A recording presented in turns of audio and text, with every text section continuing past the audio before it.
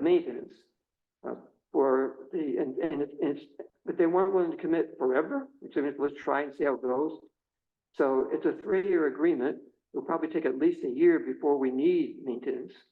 And then, so for a couple of years, we'll try it and see whether that's, you know, an agreeable framework for going forward, or whether we could change the formula at that point if we want to, or change who does it. But that's the initial arrangement that's proposed. Did anybody have any questions? Well, I talked to Greg today. What's the town of Ithaca's role in this? Are they taking a lead role in this whole trail? The 4 of us have been meeting practically weekly for years. Did you want to say anything to that, Greg? Joel's got it perfectly. Yeah.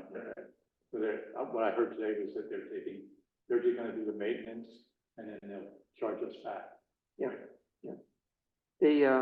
The agreement for the acquisition has creates a committee that will do the joint implementation with 2 representatives from each town on it. That so we'll have to get to that, but that will be making both recommendations and providing some oversight to the process. So it's kind of like the Bolton Point Commission that oversees the operations of the water, because it's an intermunicipal enterprise, and that is not any one. It's a peculiar arrangement in that the easement is owned collectively, even though each town agrees to it. So that's we're buying not our strip, but a share in the whole thing. So, did anybody get a quote on those repairs of those 2 washouts? No, we haven't gotten that far. Are we doing a public hearing, or, I mean, we've got this later in the agenda. We do. Should we be talking about it then, or? We will do both, I'm sure. I try to make sure that if the public had any questions and didn't want to hang around until we talk about it, that we could get the questions. But if that answers people's questions, we'll come back to it. Just curious does the washout belong to the collective also, or does it? Okay. Yeah. Okay. So the collective will have to figure out and fund how to do it. It's not like between Caroline and Danby because it's on that section or something. The interesting thing here is that the stretch that's it's right on the town line. Yeah. It just so happens that the town line was drawn on the Caroline side. So the Danby stretch is in Danby. Oh. Okay. Even though it adjoins Caroline for the same distance. Oh, okay. But the problem belongs to the whole. Yeah. The washouts belong to the whole. Yeah. And then is there anything that where an individual municipality or an individual town can stop this? I mean, or if the 4 towns don't agree, because it's owned together, we mentioned this. What happens if the town of Danby or the town of Caroline decides that they aren't willing to agree to it? I think what happens is that the remaining towns end up owning it. It's going to cost them more to acquire it. I see. Okay. But I'm hoping that won't happen. Yeah. Okay. Thanks. Okay, so if there are no more comments? I do want to make clear that one issue brought up was the security of neighboring properties. Yes. Oh, good point, Pat. I'm concerned with that. Yeah, because I was going to mention it, but before Leslie commented, I could save it till later, but I could mention it now. We did get a Cornell group called Design Connect to do an evaluation, primarily of the Burns the Bank section, but also they're going to look at the all the way to Middle, and they're looking at the current conditions, and what are the obstacles that need to be addressed in order to make it workable. So among the things that are to be looked at are where are the impacts to adjoining landowners that might be of concern, and they'll be making recommendations too. And that will be part of the implementation plan, is addressing that more specifically. When are they gonna do that? Well, Design Connect is doing the thing right now. Oh. And in fact, their final report, I think, is May 2nd. And if you want to come, they're going to do the presentation at Millstein Hall. I think it's like 1 o'clock in the afternoon. Well, it might be later in the afternoon, so you could actually Will park. we get that information? I've got it, of course, I'll share it, yeah. Town email. Yeah, Good. yeah, right, which you better look at. I'll look at it. All right, so let's end that public hearing and move on to the freestanding sign zoning amendment proposal. Is there anyone who'd like to comment on the freestanding sign zoning amendment proposal? Can't imagine. Here we go, Rhonda.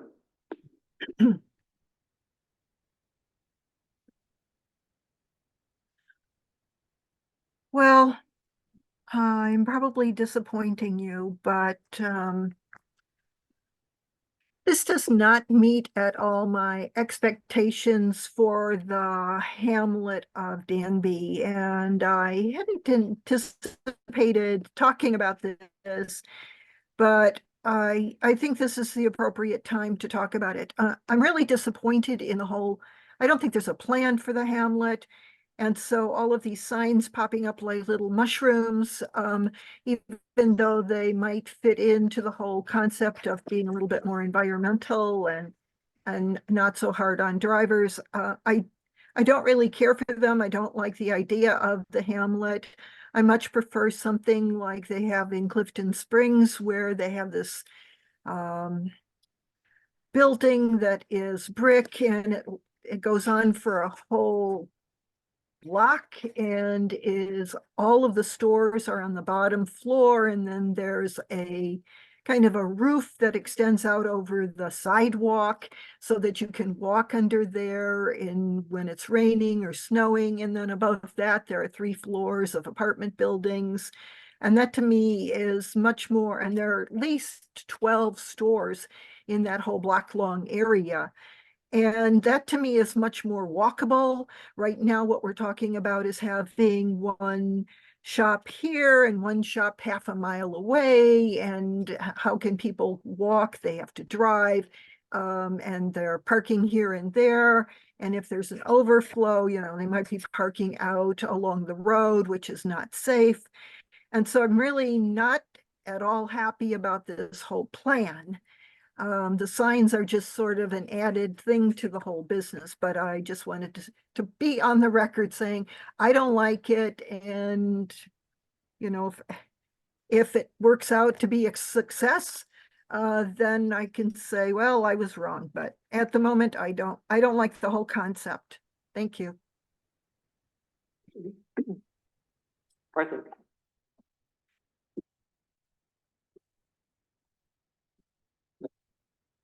Louder. Kartik?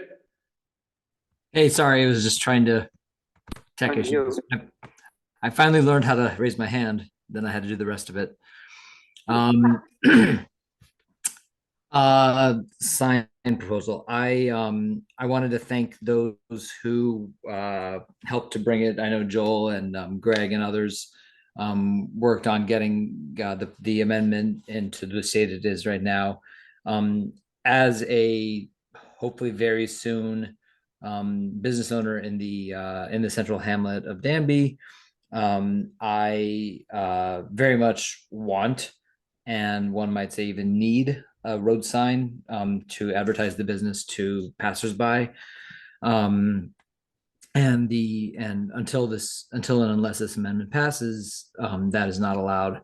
And I do think that the amendment as currently written preserves would go a long way to preserve the character of the hamlet.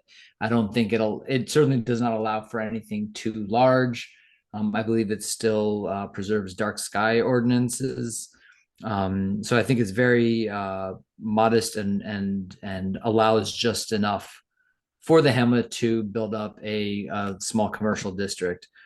Yeah, and I don't know if typically one in this instance might respond or kind of comment on others' comments.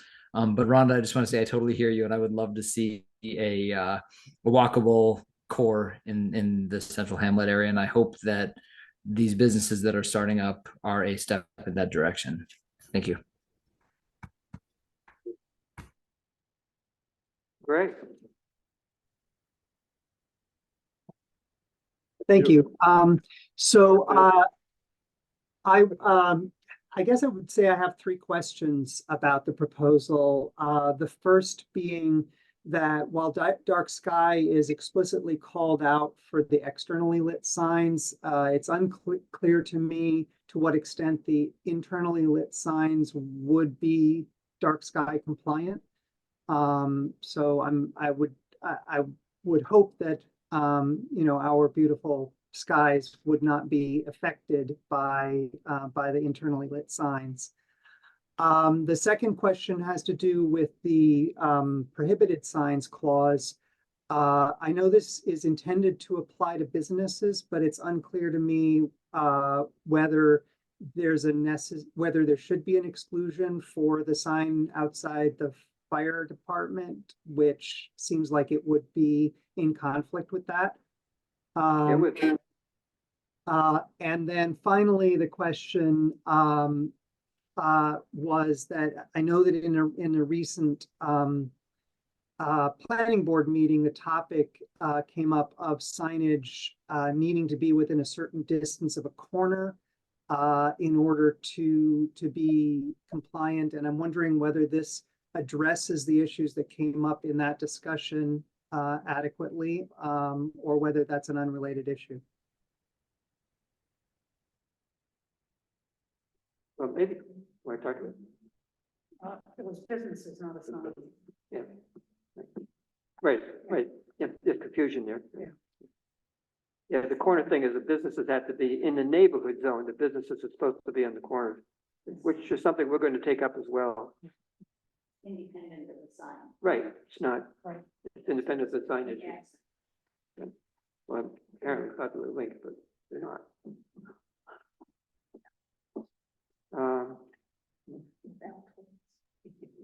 So what is the impact on the fire department sign? Oh, well, I could tell you that it's grandfathered. Because this would only apply to future signs, not to existing ones. That kind of sign would not be allowed, however, if it were to be proposed now, if we pass this.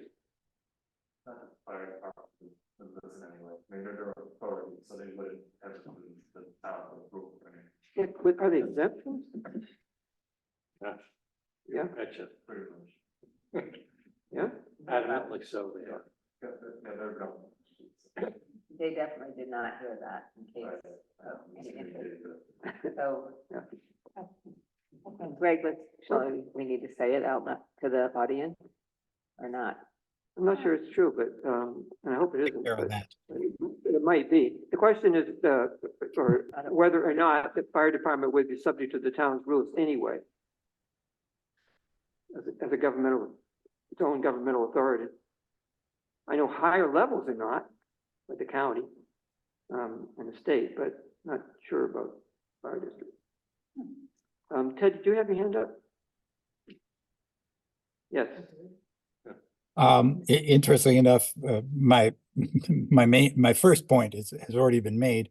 There are two signs that exist in the town that will be grandfathered in and not affected by this legislation. One of them, of course, is the fire department sign that's already been discussed. And yes, they are exempt. They've been exempt for a while. It's too big by the old rules. And it will continue to be exempt, even though it specifically violates your section 6 about flashing and animated and all the rest.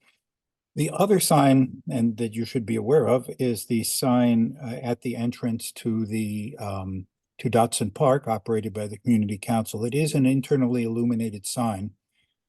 The illumination has not been turned on in years, but the plan originally was to convert its external power system to a solar, solar battery type system. And the amount of light that would come out of it is probably measured in small candle power. In other words, it might illuminate an area just a few feet in front of the sign and only dimly at that. So it's not a problem. But both of those are grandfathered and one and obviously not strictly in keeping with what you are proposing.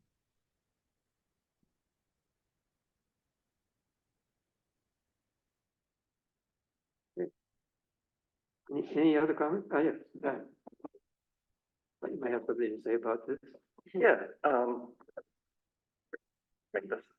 I just appreciate that you're looking over this. I think signage is necessary right now for anyone to stop anywhere in this village. Where we are trying to put our business is a 55-mile-per-hour zone, and the business is, 50 feet back from the road. It'll be real hard to notice without a sign. So that's it. And having, the few businesses that are coming in right now is really going to help with potential for growth in the long run of developing a walkable hamlet. Thank you.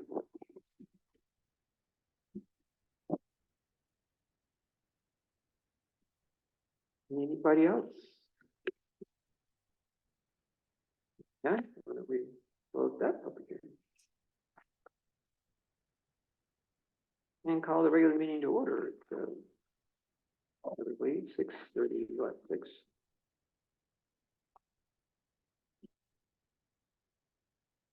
Additions and deletions. There's one, the agreement. Was that the end of business? Yes.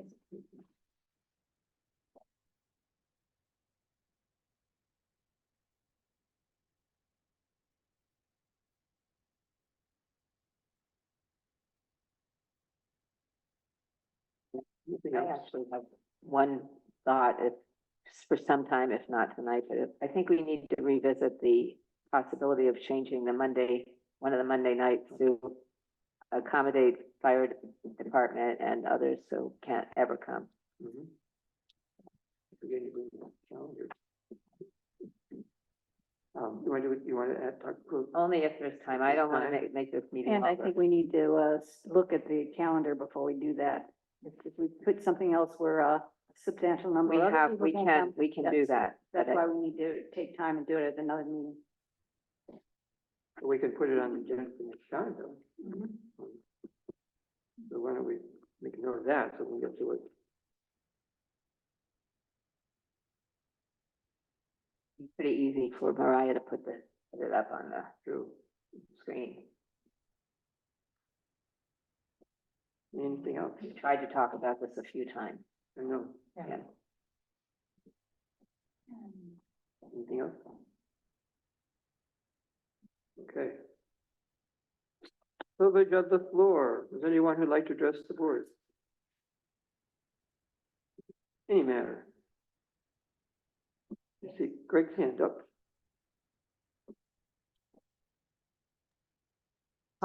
Yes, thank you. Actually, the calendar thing is a reminder that I expressed my concerns in email, and I don't think I've heard any follow-up about the confusion over the dates and times and months of the meetings in the recent newsletter. I'm sort of concerned that that we ensure that the public is actually clear on the timing of these meetings and public hearings, and the number of errors that crept into what's now the official publication was somewhat distressing to me. I actually was kind of glad that I had the Danby News to fall back on to confirm that, in fact, I wasn't confused about which month it was. So just suggesting that maybe that needs a little bit more editorial attention in the future. Thank you. Anybody else? Ed? First off, quick announcement, for those of you who like collecting, for those of you who like not to see garbage, you can combine your two, interests by helping to collect garbage from the side of the Route 96B, the 2 miles that pass through beautiful downtown Danby. That's going to be this Saturday, starting at 10:30 a.m. Saturday, the 20th, that is. Meet at the entrance to Dotson Park, dress appropriately, rain date on Sunday. And hadn't planned on addressing this, but since Catherine brought it up, perhaps your memories maybe having lost in the depths of memory, but that same argument about the fire department having Monday meetings and not being able to attend town board meetings came up several years ago, and as a result, the meeting schedule was changed to get some meetings away from Mondays. I am not an authority on this, but I very much doubt that anyone ever showed up as a result. It made no difference and introduced a considerable amount of complication in basically planning for when meetings occurred.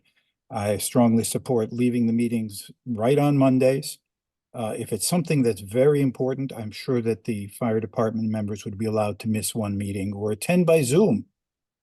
And I sure wouldn't, there are some advantages to having it at 6 p.m., but I sure wouldn't mind if you return to the original 7 p.m., which would not be interfering with people's dinners. Thanks. Mhm.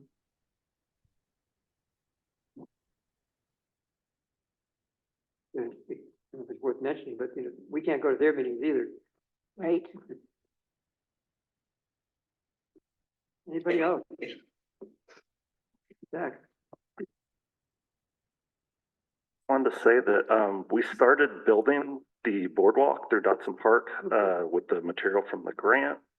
We will be back over there 9 o'clock on Saturday.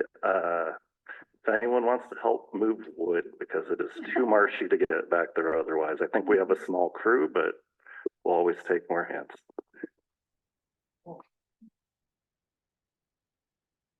That's happening. Being as the stuff isn't garbage, I won't offer you people from the road cleanup. Far from garbage. When are you moving lumber? Saturday. Which is the same time as the West Danby road cleanup. You know.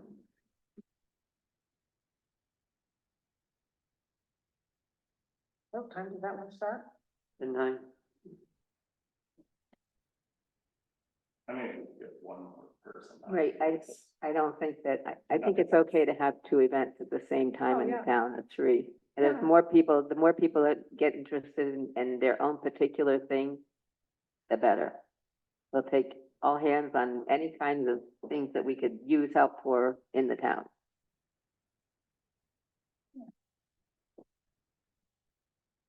Any other comments for the privilege of the floor? Good to go. I mentioned the correspondence, which was both of which were communications or trib related. So if there are going to be an announcement, it would have been to complement what Ted said about the show site cleanup here by mentioning the one in West Danby, which is at 9. Yeah. Happy to have more hands to do that. If anybody wants to come over.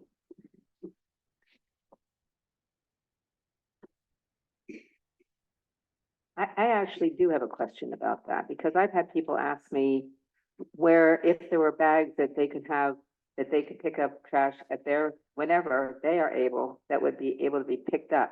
Like, if I There were wanted, some other roads. yes, not just on one day a year. Yeah. So, in the past, we had orange bags that were then picked up by, I don't know, highway, and then they were collected. Right, there used to be, so something, because it's ridiculous to think that picking up trash once a year is, it's a nice effort, and it sounds good for an Earth Day thing, but it's an all-year problem.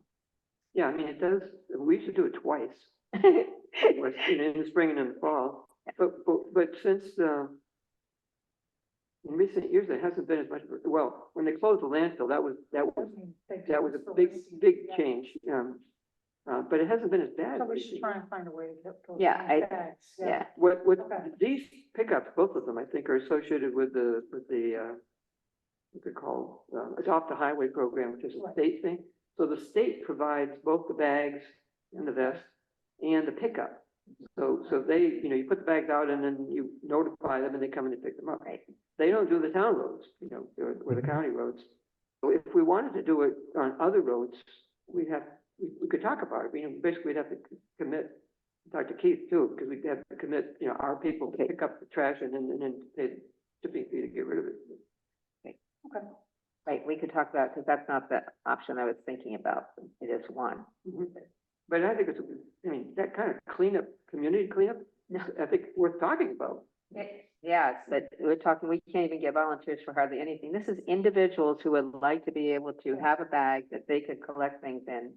And then a place that maybe it could be dropped off at the town hall once a month or something. I don't know. I'm just saying, it's crazy to think that 4 times a year is good enough. If somebody like Gopi, who would like to walk on the roads, would like to have something there, she could. Some people do that already. They just take trash home and get rid of it. Right.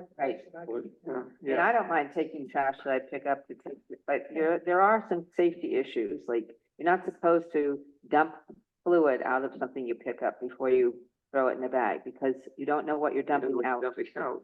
And you're not supposed to touch certain things with your hands, you're supposed to have gloves. So there's a lot of other issues, but all I was talking about is, it's nice to have a once a year effort, but it doesn't do the job for what we're, Anyway, it's another story for another time. You want to talk about it? Maybe Not today. at another meeting? Yeah, maybe. Yeah, maybe I can think of something. Well, to bring then up. maybe we could talk to highway, see if they have any ideas. Yeah, see what, Yeah. And see we'll what, bring the bags over there. Right, yeah, years ago, we used to We do don't a, have to bring the house to- right.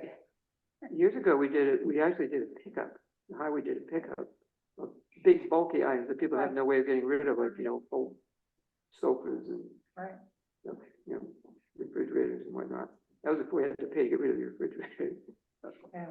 But, and I believe adjoining towns, I think Carolyn does this, where you can drop things off at highway on a certain day to get rid of. But it's not picked up, you could drop them off and they'll do it. Okay. So anyway, the things we talk about, we could look at the options for future consideration. When you talk about it, just make sure Keith is here. Yes. Mhm. He's on, well. We certainly don't want to, nor can we commit highway to doing anything without involving them. Laura is waving her hand at us.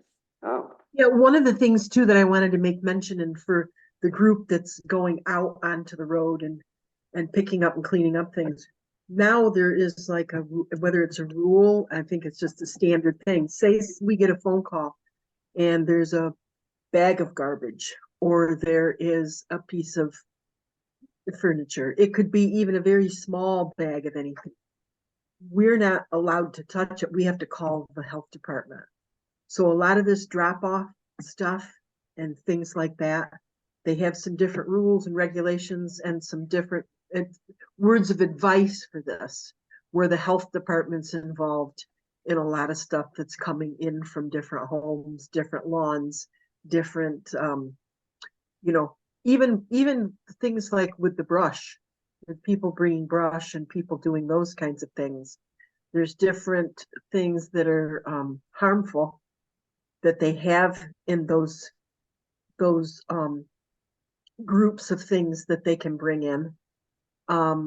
That really has to be looked at. So that's the only thing when Keith, we can talk about it when Keith is here, but that's probably something he's going to mention. Great, thanks. good to Thanks, know. Laura. Yeah. When you do, I noticed about the highway cleanup, you sign a waiver when you participate.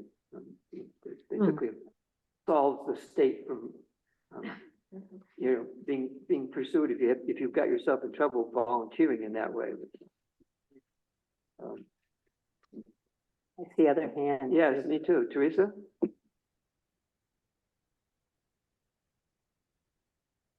We're on the subject. Teresa, Hello. While we're on the subject of trash, I just happened to be driving up Miller Road this past weekend and noticed a home that looked like their own personal dump. Just wondering if anyone, if Steve, there, it must be against some kind of zoning law to have all this trash in your yard, not to Yep. mention a health hazard. Just wondering about it. I was just shocked when I drove by and just couldn't believe what I was seeing. That's all. We have a whole dossier on that property. so just go next door to your office and talk to Steve. And there's a process which you're probably well aware of, Mm-hmm. and you're integral to that. Mm-hmm. I think this is just privilege of the floor, so we probably shouldn't be back and forth, but I think we do need to get Steve to. Oh, Steve. We do need to Steve do address something it. about I mean, I think he has. We've tried. We need to People have do done some extra stuff. I think he's taken it as far in the past as to, you know, communicating with them and trying to get something done, but he hasn't taken the next step when it doesn't happen, which is where we need to be. So we'll work on it. Yeah. Okay. I'm just is glad nice. to hear that you are aware of it. That's all. Like I said, I was Right. shocked. Yeah. Okay. Thank you. A little information relevant to what was just discussed. Yeah. Thanks. Yes, the Saturday program on Route 96B is part of the Adopt a Highway program. Yes, in the past, individuals living off 96B have said, hey, can I get a bag? And I've been happy to work with them on that, give them instructions on when to do it and where to drop it off at the end of the day. Some of the side roads have been worked on for that reason. Yes, in the safety checklist from the Department of Transportation, we are encouraged to wear gloves and also to avoid anything hazardous. There is no caution about emptying out liquid from cans before putting them in your bags. If you failed to take the liquid out, the bag would rapidly become so heavy that you couldn't move it an inch. Liquids have to be emptied out. There are other cautions, which I make sure to pass on to anybody who's collecting, along with the caution to wear your safety vest. We provide them. And also watch your kids very carefully if kids are involved, because there is traffic. In fact, I think isn't there a 16-year-old minimum participation age? Oh, let's see. I'm looking through all the paperwork here. I think so. I think that's kind of a constraint on our side.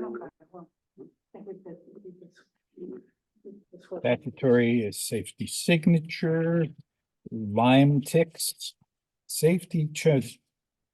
Supervise your children age 12 to 15 and one supervisor for every 6 children. Since it's generally parents, that's not an issue. And kids 12 to 15 should not operate power equipment. That's also not an issue because we don't have any. So no, there's no particular guideline that way. Okay, good to know. Thanks. So that was sort of announcement. Dan is here today, is he not? Yes. Welcome, Dan Klein.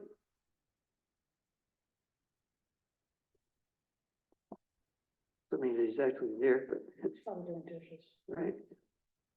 Is he there? Maybe I couldn't hear. Well, his name is there, but Dan, wake up. there he is. Yes. Thank you. I was here, just having trouble unmuting and all that. Hello. So a couple of quick things before I talk about the county stuff. I just wanted to congratulate Danby for moving and everybody for moving forward on the trail issue. I didn't speak at the public hearing, but I am so in favor of this project.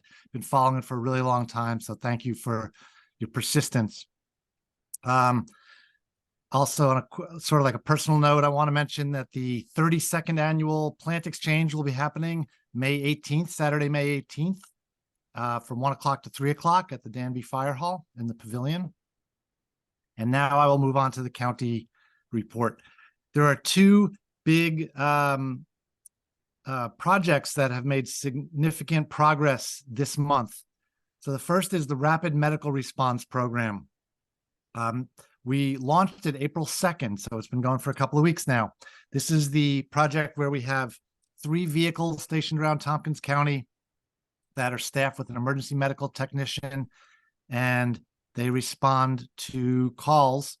And I want to tell you what, like an anecdote, but it's the first call we had, and it really embodies what we envisioned for this program. So hopefully most of the calls will continue this theme. And what happened was in the very first call, it was a 65-year-old woman who lives alone. She fell and broke her hip, or at least injured her hip. I'm not sure if it was broken. And she called 911, and our rapid medical response vehicle showed up in 7 minutes. The ambulance showed up in 22 minutes. Now, that's not in any way a criticism of the ambulance. That's just a product of the, the geography here and the resources we have. But that is what this program was meant to do, was to get there quickly, especially in the rural areas, and stabilize situations and triage and et cetera, et cetera. So, so far, so good. I will also mention that we spent quite a bit of time trying to get a cost sharing agreement in place with the towns, and the towns, including Danby's representative, rejected that completely. So at this point, it looks like the county's just paying for the whole thing.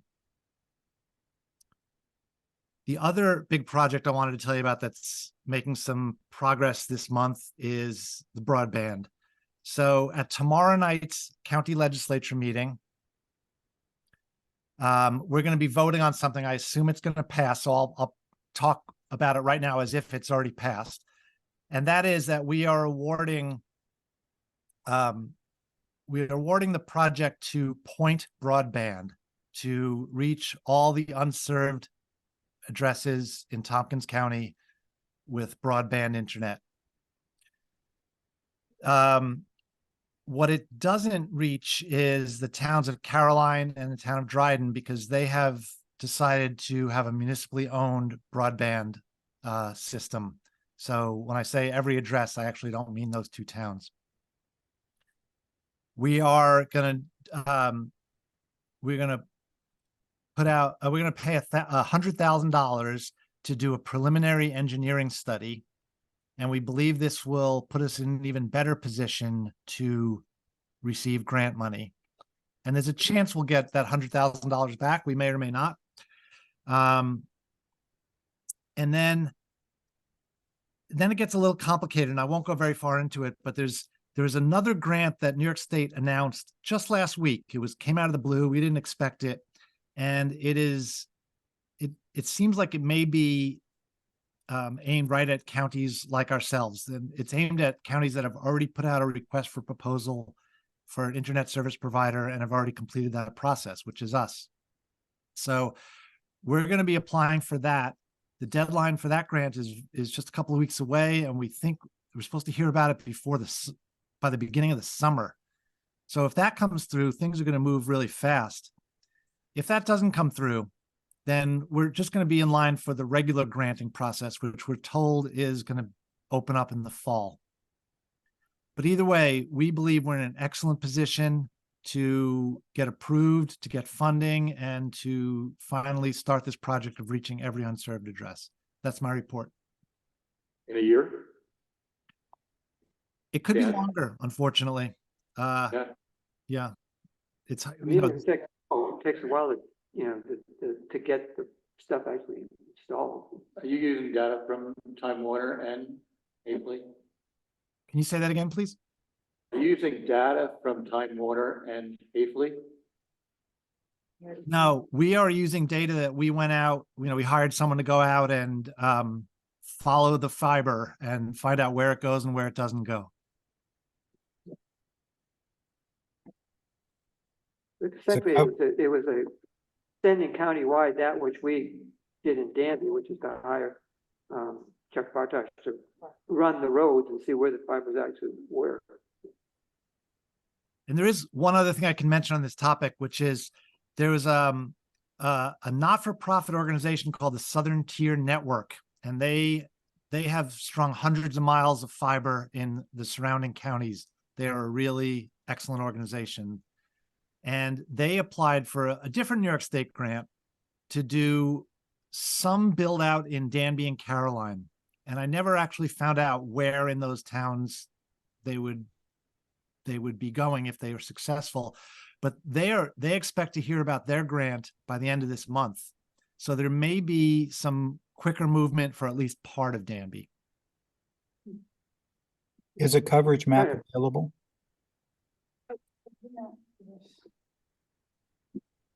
So, I could say, follow-up questions are not uncommon of the legislator. I'm not sure, I've forgotten what I was going to ask, but on the point that you just raised, would the possibility be of doubling up? So there could be some competition, or no? I'm almost sure the answer to that is no. Most of the grants will not pay for doubling up. But also, having said that, yes, there will be a little doubling up, because sometimes to reach an unserved area, you have to cross an already served area. So it is possible that there'll be a little bit of competition created, Right. but not intentionally, just because there was no other way to do it. Yeah. Any coverage map? Oh, so Ted, coverage map of which? Of what the county plan will cover in Danby, and for that matter, long runs from the road to residences. Is that being covered? No, the runs to the residents would be the residents owners, the homeowners' responsibility. Yeah, the map is available. Feel free to contact me tomorrow, but if you look on the county's planning department's website, there should be a whole report about this with a map within the first few pages.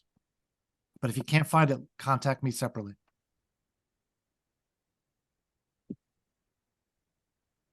Okay, thank you, Dan. Welcome, thank you. Keith isn't here. Laura, did you have anything to report for highway? One of the things I can tell you is we've gotten about $1,800 now on some of that stuff that you guys approved for auction. So there was a lot of response on it, and a lot of the items sold. I don't have a final count on that or anything, but they all went through, and it's bringing in some money, and it's going back into our account, and that's a good thing. So things that you wouldn't even think would sell on there, they do. They do. So that's what we've been busy today with, a lot of response from that, and the people who have won in that auction. We're dispersing that, getting rid of the stuff, and cleaning house there. So kind of like a yard sale, you get things into other hands that can actually use the stuff, which is great. Yes. And then Keith is also, trying to get his plans down for what roads and what projects we're going to do. So in probably some meetings soon, we'll get some agreement to spend funds. Mm-hmm. So you can know where we're going with that. We'll know where he's headed with that. Keith suggested, well over a year ago, that everyone in the past, pre-COVID, there had been, a tour of the roads by the town board with the highway, so people could sort of see and hear, what the highway superintendent has to say about what he's addressing, the conditions and so forth. Is that something that you would be interested in participating? I've done it, Have you? Was it worthwhile? well, especially going down to Pedron Hollow after it got ruined. Yes. It's like, let me out here. Yeah. But it's interesting to listen to them talk about, why they are doing certain things, and I think Yeah, people haven't done it. They should do. and we've been talking, it's been talked about, but it hasn't happened. Right, Yeah. yeah. Well, It's His strategies and what he's thinking and, So, yeah. yeah, I mean, my understanding is that the invitation is open Yeah. all the Yeah, time. yeah. That's anytime I've said anything, they said, anytime you want to, just come on. But it'd be nice to do as a group. Well, I don't want to. I don't want to do it. You don't want to do it. I know the roads in Danby pretty well, and I know where the state is, and Well, you don't I have to think the go. people who right? need to know more about the roads should go, have a good time. Mhm. So. What I like is the I'm sure idea, that invitation still holds. I'm sure it still holds with him. yeah. Yeah, I think it's important to try and be able to understand a little bit when I do get hit with questions from Yeah. residents, like, Yeah. why did you, and then I can say, well, did you know? yeah. Yeah. Mhm. Gary, do you have a question? Yeah, I just got a question maybe the town board could think about is it would be nice in the planning if the town of Danby had a blacktop road from Danby to West Danby. Yeah. Cause all you drive on is mud and dirt. I mean, just one road to get back and forth without going through the mud and the dirt in the long run. Yeah. That's it. There is one. Well, yeah, it's not paved. You're talking about something that wasn't dirt. Blacktop, right. Which one? I mean, you can get there, that's, There's no paved connector. no, not direct. So it's pretty, not in the town of Danby anyway. Right. We've tried before. We've put in things, when they're looking for suggestions and things that we want to submit for that tip money, the TIP Yeah. money, which is some federal money, and on Station Road, which is that connecting road, which would be good for emergency vehicles also. That's where that idea, Gary, I guess, has come into play, and that's what we use to put in for that money. But that money seems to be going in a lot of other directions, and I know. we won't give up, though. We won't give up. When they ask for those, when they ask for submissions, we'll stay on it, see what will happen. What happened there is that this goes back to Subina's. We asked for and got that road classified as a major rural collector, but the case is pretty weak because there's not that much traffic on it. Well, There's no traffic on because it's too dangerous. Well, that's, chicken and egg kind of thing. So, those Yeah. who live on it aren't keen to make it a lot more traffic-y. So that's a love-hate thing kind of thing for me. You get truck all dirty every time you come over the hill. Right, so, But- and it's dangerous, period. It would be good, I think, it would be. Yeah, that's, better. I mean, we keep talking about not having West Danby be a stepchild, and that's one way to stop it. To help along that, improve connectivity. yeah. We do have a paved connector between Central Danby and the Connington Valley, which is similar kind of down steep hill thing, East Miller. It's paved, right? Yeah, exactly. And it's not banked or not banked or whatever station is a curve and a bank is bad. Anyway, moving along. Yes. Which brings it to our planner, Greg Hutton.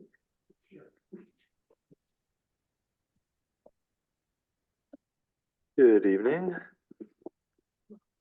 Hi, so I have some updates and then there are a few things on the agenda that we'll be talking about more. Yes. So starting with planning board, because that's coming up tomorrow night, a couple cases on for review. One is the site plan review for a single family home in the rural one zone district that's on 956 Steam Mill Road. The other is for 18 East Miller Road. It's a subdivision in the Hamlet Neighborhood Zone District. Also on that property, so the property owner is putting in another unit. He already has a duplex on it. He's adding a third unit, which is allowed by right. So, but he's going through a subdivision to subdivide the land. And then he's also coming back for a variance from the Board of Zoning Appeals at next Tuesday's meeting for a from the front maximum setback. So this is a case example of he's requesting a right. He actually worked. He came in the fall and wanted to set it way far back, and I said, no, you've got to set it, closer to the road. Let him know about the variance process. He said, no, I don't want to go through with that. But now his neighbors caught wind of him having this unit 20 feet back from the road, and I met with them, and we all met together, and they cajoled him into applying for a variance. So because they're positive, they're supporting it. Yeah. So the neighborhood's supporting him in having a larger front setback for the property. So that's coming up. I was going to report on the Parks grant, but Zach already did. So that the 2023 Parks grant from the county that paid for the boardwalk infrastructure is being installed right now, and maybe I'll be able to help out on the Saturday. We'll see. And then also, so there is 2024 funding available from the parks. It's due at the end of this month. And I actually wasn't going to submit an application because there's currently an open application for Dodson Park, and that's typically, it's hard to get a grant if you have an open grant. But the easement, the town is paying for, this is just something I thought of during this meeting, is that the town's paying almost $8,000 for the easement, and maybe coming out of ARPA money. We could apply for up to $5,000 from the county. It is completely eligible. All I would need right now is, or at least at some point during this meeting, is either a motion from the town board for me to apply for that money. It's a very simple application process, or there'd be a support letter from the supervisor. So I think it's a great way of not having to spend $8,000 of ARPA money and being able to get $5,000 reimbursed back from the county. And I think it'd be a fairly. That we have Greg make an application to the county. I'll second that. Joel? I'm okay with that. That's out of order, but, Well, but I'm okay with that too. Right. Do we vote? Right in the middle of Greg's thing. The report, yes. So in the middle of our report. Want to pause for a vote for that? All right. I mean, when it happens, when opportunity happens. if we let it go, we might forget. Okay, okay. This was actually mentioned at last week's meeting, is that, we could all apply for $5,000 towards our share, and it would help. Because each town could get $5,000 towards their share of buying the easement for the whole thing. Okay. Yeah, I mean, it is a $50,000 pot, so it's not that, I'm sure there's gonna be other organizations vying for it, but anyway. Why not? Okay. Mariah? Yeah, right. Roll call. Are we ready for the vote? We are. I'm sorry, could you please repeat the resolution? I move that we appoint Greg and ask him to apply to the county for a grant for $5,000. To put towards the purchase of the trail easement. Right? Right. So that was moved and seconded, and we're ready for a vote. Excellent. Connors, Yes. Hanson, Yes. Hunter, Yes. Woodworth, Yes. Gagnon. Yes. Thank you. Work. Welcome. Because if we get it, we won't know for a while, and we probably will have to pay for our share before. Right, it's a reimbursement grant. Yeah. We'll put the money back in the ARPA part if we get it. Right. And the county reimburses as soon as all the grant materials are in, so there could be a pretty quick turnaround on that. All right, so, thanks for that. That's great. I'll work on that and get that submitted by the end of this month. Fortunately, it's not a big deal, but Right, so other than that, the special event law, which will be on the later discussion later tonight. There's the zoning amendments for the signs. There is a little bit of an update on that. I'm actually, and I'll just use this as part of my report, to maybe hold off on acting on the sign amendments tonight because the county GML 239 review committee has not responded. I called today. They said they're swamped with things. They need their full allotted 30 days. I sent it to them 20 days ago. So we do need to wait for that before the town board acts on that. And that might give me then a little. we need to wait on the secret as well, right? No, the secret could be done just at the meeting of when the decision is made. So So the Right, next no, so meeting, we postpone Put it that. on the yeah, next- yeah, Well, it can just be made. as opposed to dealing with the secret tonight and then the. Right, right. And then that'll also give me some time too. I heard some good comments from Greg about the dark sky, and then maybe there's other comments in the meantime, after the public hearing that people think about. I could update that and get that out, just in advance, to everyone else for that. We could put that on the first May meeting. We can plan for that. And then we'll have the county response in by then. Okay, so let's want to make that note too. The CDBG grant, so there's 2 open CDBG grants that the town knows. The homeowner rehab program, all the funds have been committed, so that grant will be wrapping up pretty shortly. It needs to wrap up by November of this year, so we'll have everything closed out well before then. and then when can we reapply? Is it something that we can reapply for every year? Right, so we could, so that is also an option. There's certainly a need. We've heard from Toma that there was other people calling about, Right. being put on a wait list. And we ran out of money before we got to everybody that was on the list at Right. this time too. There certainly is a need, and so we could, and that's part of the, By family? no, this is No, a single family home owner rehab. I'd like to suggest that we try and reapply for that every year that we can. Yeah, it might be one of these good things, just sort of continue Yeah. to keep rolling with that. It does take significant staff time to apply for the application. So if you remember, David West last year actually, The county. he got county money, $10,000 to hire a consultant to then apply for the grant. Right. That funding from the county is available right now. The application, it's open until all the money runs out.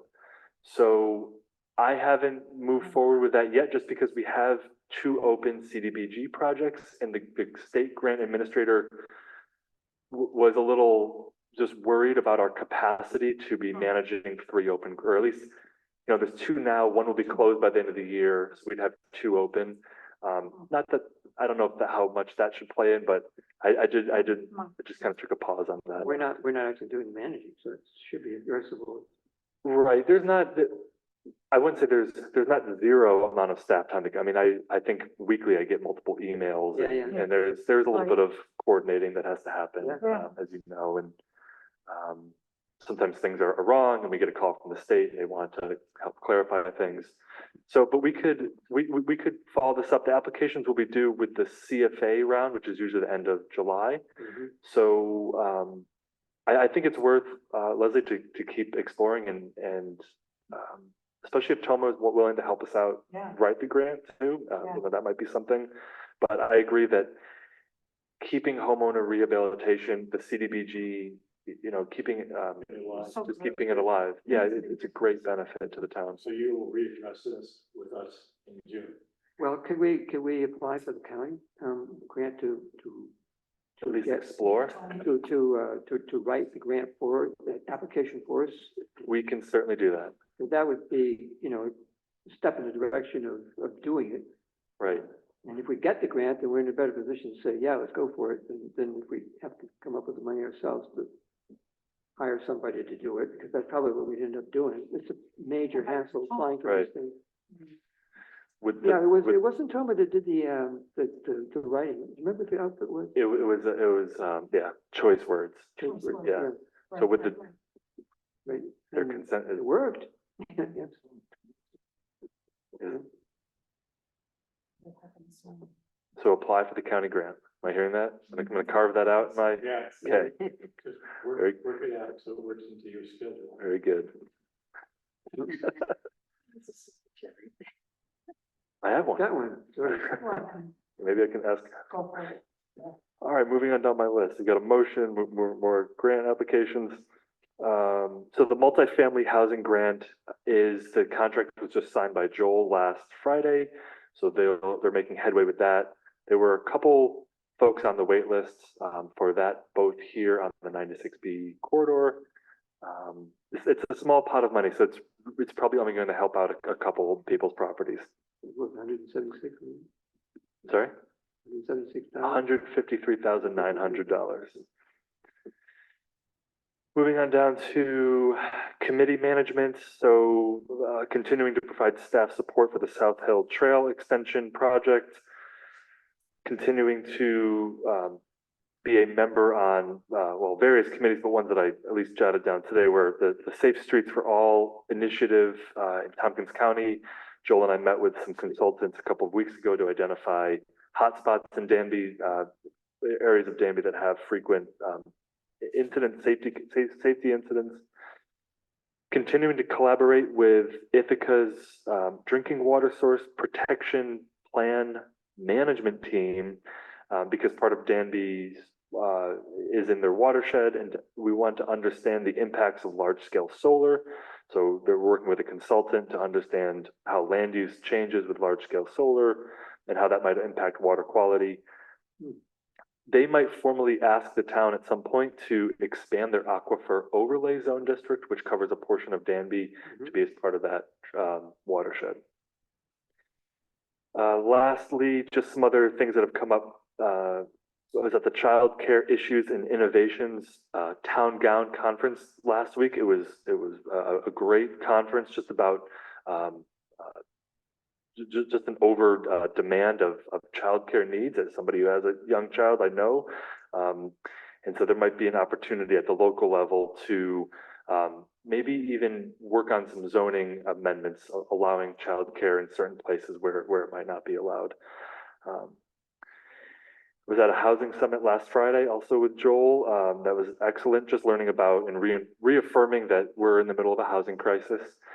People are needing affordable places to live, and just trying to understand from a local perspective on how we might be able to help combat that. In fact, talking with someone today who's looking at putting an offer on a home on Gunderman Road, but she said she could only do it, her and her partner, if she could have a second unit on the lot to rent out. And luckily she's actually in a zone district that does allow her to do that. But she said that was the linchpin of her being able to afford a mortgage, was to be able to have a second unit to rent out to another family. So that was positive for her. Lastly, I'm coming up my last bits here. I got trained by DEC last week, a 4-hour erosion and sediment control training. So that's a 3-year certification. The 7 a.m. training, that was great. Yeah, and that's it. The last thing I'll say, but just about grants too. We're talking about the comprehensive plan and getting that started. I've been holding off to research grants. There are lots of grants from New York State to help towns implement or write comprehensive plans, especially if they deal with more sustainability elements. There's funding from DEC and there's funding from the Department of State. And so so anyway, these grants are due at the end of July as well. Right, part of the CFA. So it might be something to consider to get money from the state to help Danby have a robust comprehensive plan, especially as it relates to things like smart growth and energy savings in town. So that money would be used to hire an energy consultant, let's say. I know that Danby has one already, maybe reimbursing, for that person's time or someone else, to just make a more actionable comprehensive plan. So that's another grant. That's another grant, right? So I do want to be, cognizant of, just managing all that. Well, every time writing grant applications, not getting anything else done. Right. So, but any questions There'll be a lot more, but when we get to it. Okay. But at least we're gonna table the Yeah. sign amendments for tonight, right? One less thing. Okay, the April 1st board meeting minutes. Got them fairly recently and I move had that a we chance to look at approve, what was the date? April 1st. April was 1st. the- Minutes is written. Second, Any discussion? Okay, Mariah, Connors, Yes. Hanson, Yes. Hunter, Yeah, yes. Woodworth, Yes.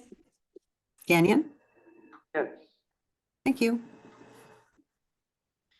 on to the warrants. There's no warrants then. I move that we approve, the general fund vouchers 99 through 125 for $21,623.66. second, Any discussion? That's the amended one, right? Yep. Yeah. Okay, Connors, Yes. Hanson, Yes. Hunter, Yes. Woodworth, Yes. Gagnon. yes, Thank you.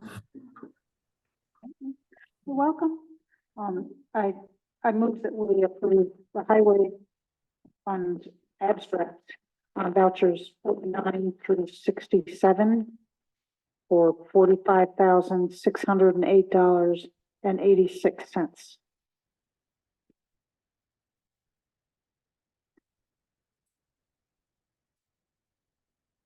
I'll second that. Any, discussion?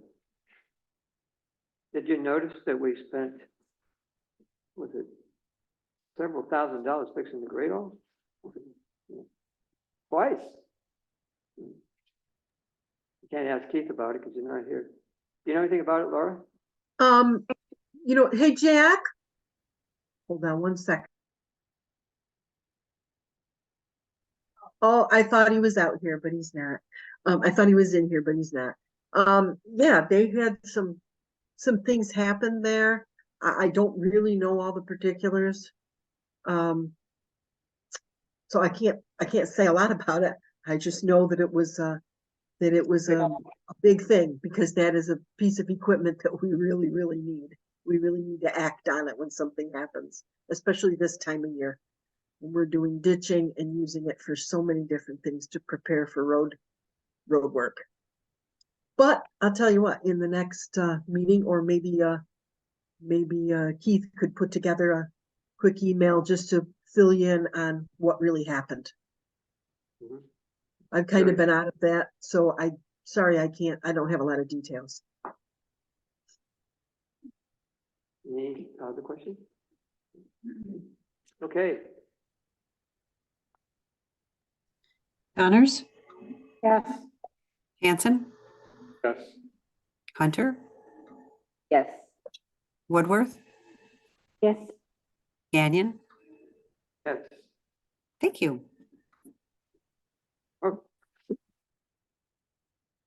As Craig mentioned, moving on to business, well, we've had communications about the pro-housing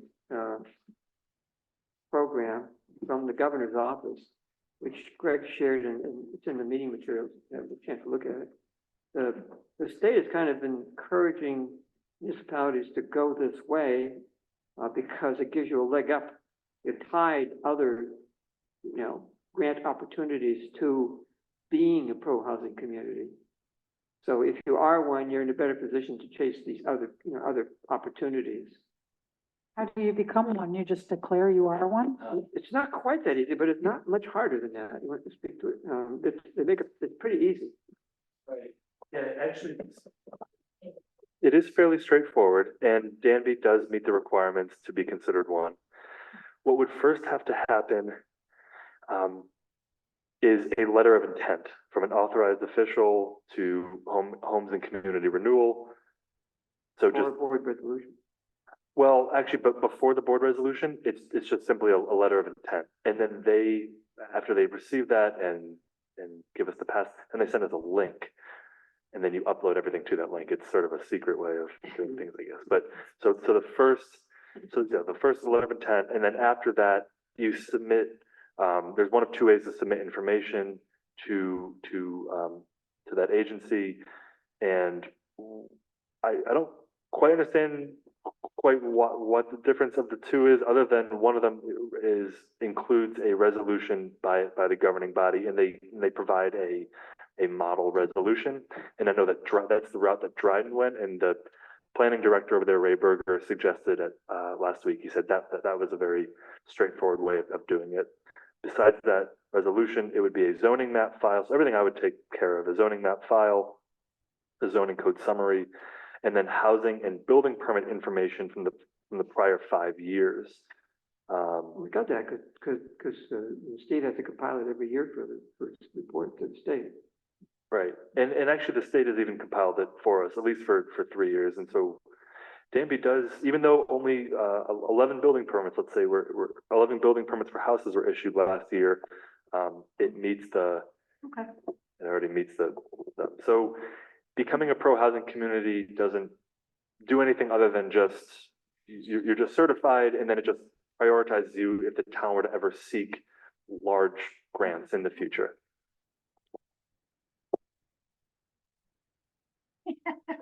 Right, exactly, but it improves your chances of success. Yeah, right, If you Right. are one. okay. So- Yeah, let me, I move that we apply, Greg applies. No, that we write a letter of intent. Yeah, I guess the Oh, letter letter of of intent intent first step. And you're gonna write the letter? I'll No. probably write it. You Joel should write can it. write it, I'll sign it. Oh, you write it. So I'm confused about somebody else should make the motion. I'll- I make a motion that between Greg and Joel, they're gonna write a letter of intent so that we can apply eventually to become a pro-housing community. And Greg's gonna do another application for us. Second.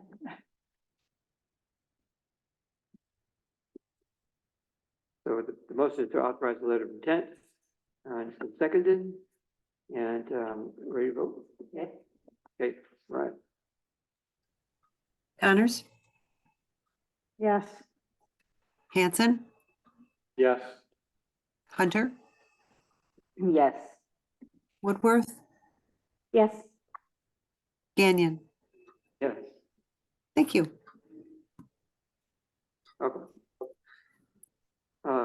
Molly, I did, I solicited interest, it was in the town newsletter. And also I put in a Craigslist ad, which prompted several people to reply. But we only got by the declared deadline of the 12th. Well, we got 3 responses. One was just for the town hall property. And then there was a response from RP Lawn and Landscape. yeah, which is Ross Price, is that it? And then Grant Wilbur, we did it last year. Of the 3, the only one that has insurance is Ross.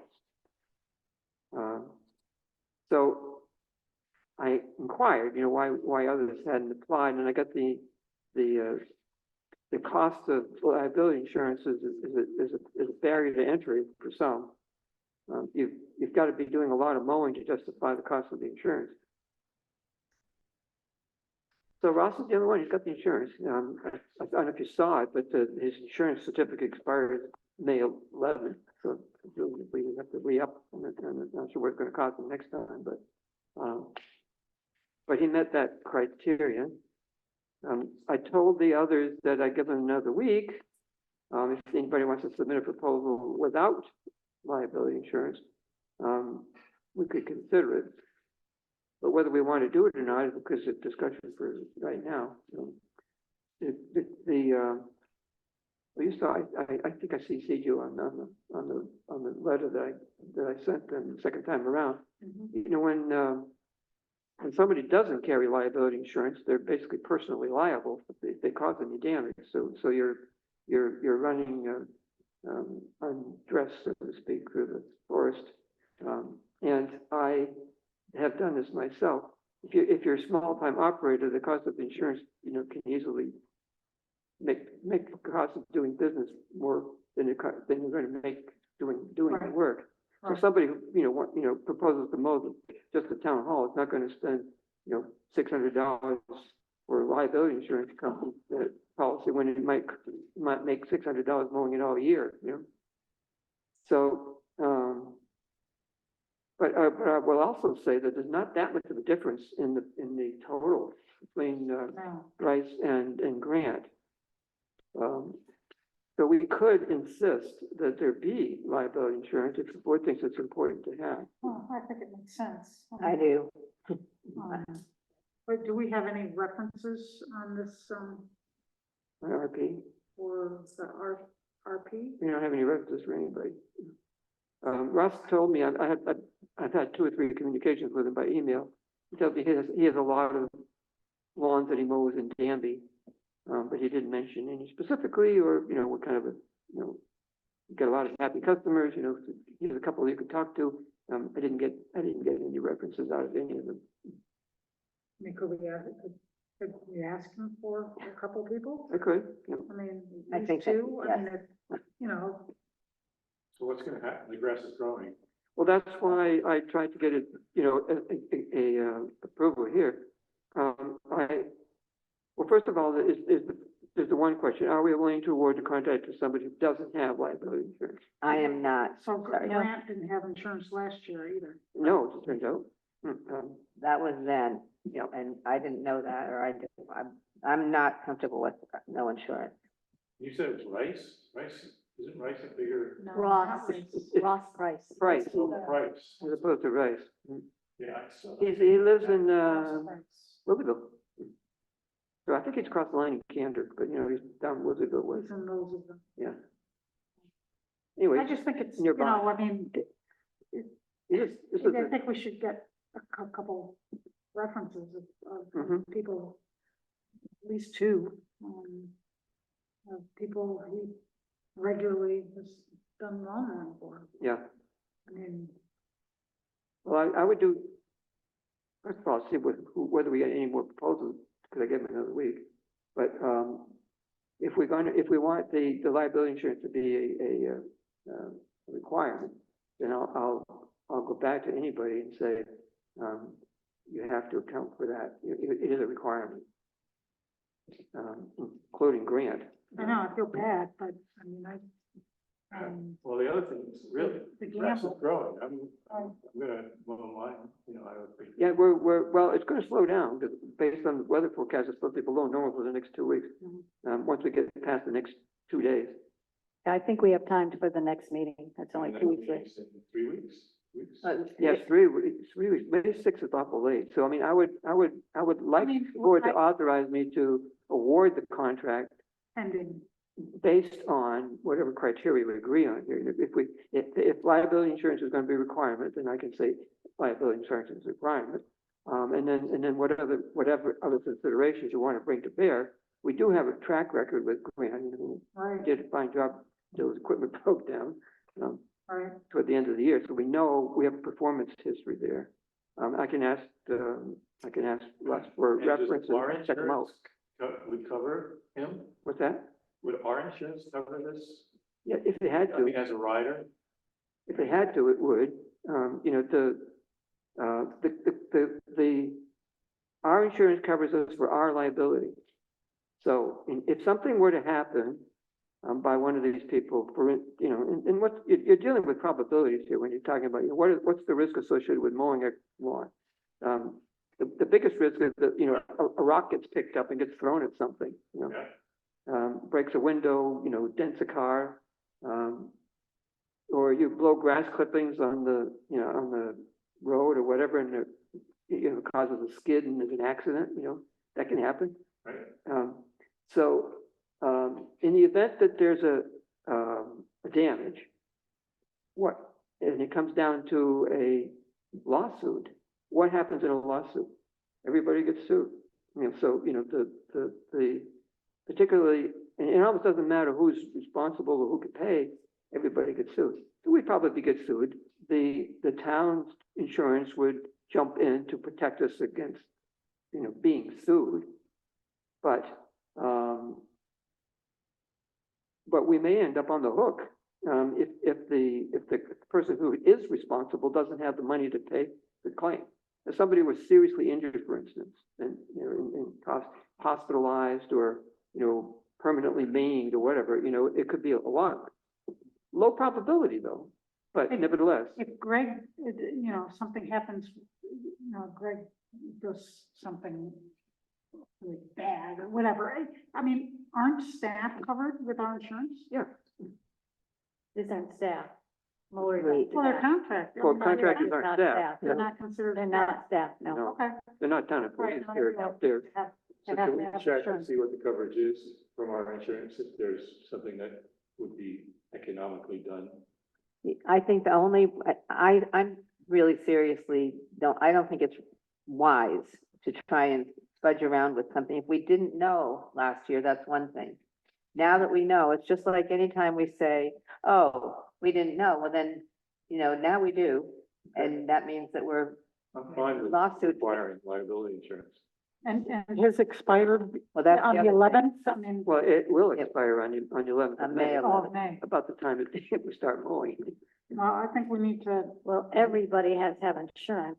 It gets renewed every year, so we retire. Yeah. Everyone who has insurance, it will expire at some point, That's and then right. they renew it. So the assumption is you will renew it. That we can confirm. Well, we shouldn't assume, but We but- can but we confirm. but we could check and confirm. Well, But he will have coverage when he's actually doing the work. You can have the certificate which shows that it, Yeah, I mean, he supplied the certificate, which shows that it expires on the 11th. Yeah. but, so, okay, so I mean, So- I think so we. I'm hearing- I'm to hearing that we want references. insurance, Yes. and we want to check, the work of those who are eligible. I don't want just one, I want at least two. Yeah. references, yeah, right. And I presume you want that for the new people, not somebody who already has experience with it? Huh? I presume you want that for new people as opposed to the one we've already got experience with? He doesn't have insurance. He doesn't have insurance. Well, if he gets it, If he gets insurance, I don't need references. that's what I'm saying. For But- him, Right, for yeah, the other we- people we For do. the people for whom we do not have experience, they Right. want Okay, references. so offer it to the guy we know, provided he's gonna get insurance. Can we do that? No, I would Okay. rather get information from the other source. And the other thing. Only one other source, not the one who Allscapes is not in the running. Right, because he's only wanted to do. And ask for names for references and at the same time tell Grant that is he intended to get insurance? Right. Um, The other thing is, I don't think he can. I asked them whether they'd be willing to divvy it up or whether it's an all or nothing. And Ross is willing to divide it up. In other words, not everybody is willing to do that, and if they want the whole thing or they don't want any of it. But Ross is willing, and Grant might be willing too, so one option might be to divide it up between them rather than have one of them get the whole thing. Sure. That cuts down on the amount of money that they earn to get the insurance, so. Correct, that's that's fine. correct. That's true, that's why I asked them whether they were willing to do, whether they wanted only an all or nothing, and one of them did tell me that was a turn to them. So I told them, go ahead and put in an all or nothing bid, and, and then we can consider it. So, but I want the criteria. So what I'd like the board to do is authorize me to award the contract to, a reasonable provider that satisfies these criteria. I think that's fine, actually. Adequate references and carrying insurance. I'd like, I mean, it would be, if you get the references, if you could share them. Right. with us. Sure. Yeah. And as for hurrying up and mowing, I'll put the plug in that we're not supposed to be mowing, early because of all the pollinators and supposed to let some of that happen, sorry, but it is kind of important, Mhm. so I'm mentioning it. Not the worst thing. I will say that it's awfully hard to get on top of the grass if you don't get on it before it gets too long, but. 2 weeks is not going to make that big a difference. Usually I usually figure the first week of May, the first mowing. And it'll be close to the first week of May when we meet. It'll be Now, May you said you 6th. had you were gonna have other quotes coming in. Are you I'm gonna, hoping. I told them I'd give them till Friday, this Friday. oh, okay. So we can't make an offer now because we don't even have all the quotes. He's suggesting he wants us to authorize it if. And Leslie said, and I agree that we'd like to see the References. the references and, I'm pretty uncomfortable about this idea of insurance. And so I would like to Yeah. see if the person who We want is expiring, confirmation that that they've got. that he provide the Mhm. the renewal certificate. Yeah. More than that, Well, that he will renew if it's, that he will continue with the insurance. The renewal certificate, meaning, I don't mean that it's running out, I mean the new one, when he gets it, that he provides that. That's this one, but he's saying there could be other quotes coming in that he's. Oh, gonna consider anybody, on his own. anybody has. Anybody will have, my sense is that we want it, whoever is awarded the Okay. mowing will need to have Okay. insurance. Yep. So And the anyway, only other way to do anything is if the price makes it worth it to pay them more to get the insurance, but that's a whole other can of worms, but well, I mean, they have to take it into account when they make the proposal. true. And that's one of the reasons I asked them whether it was an all or nothing, or whether they're willing to divvy it up. Okay, well, we've got until Friday and you're gonna get, Well, so I move that you authorize me to award the contract to a responsible bidder who satisfies our criteria of having insurance and providing adequate references.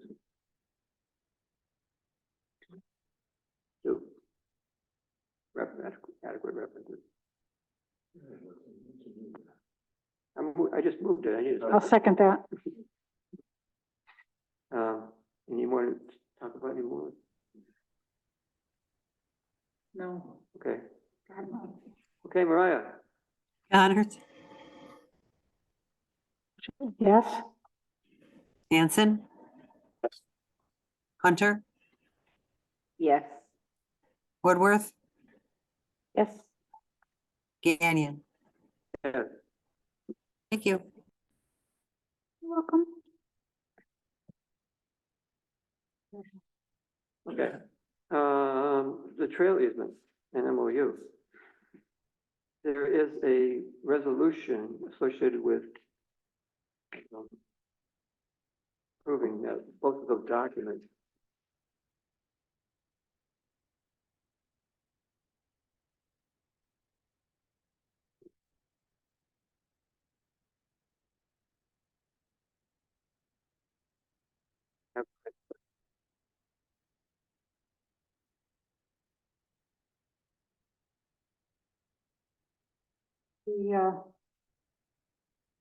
Let's see, the grant easement document.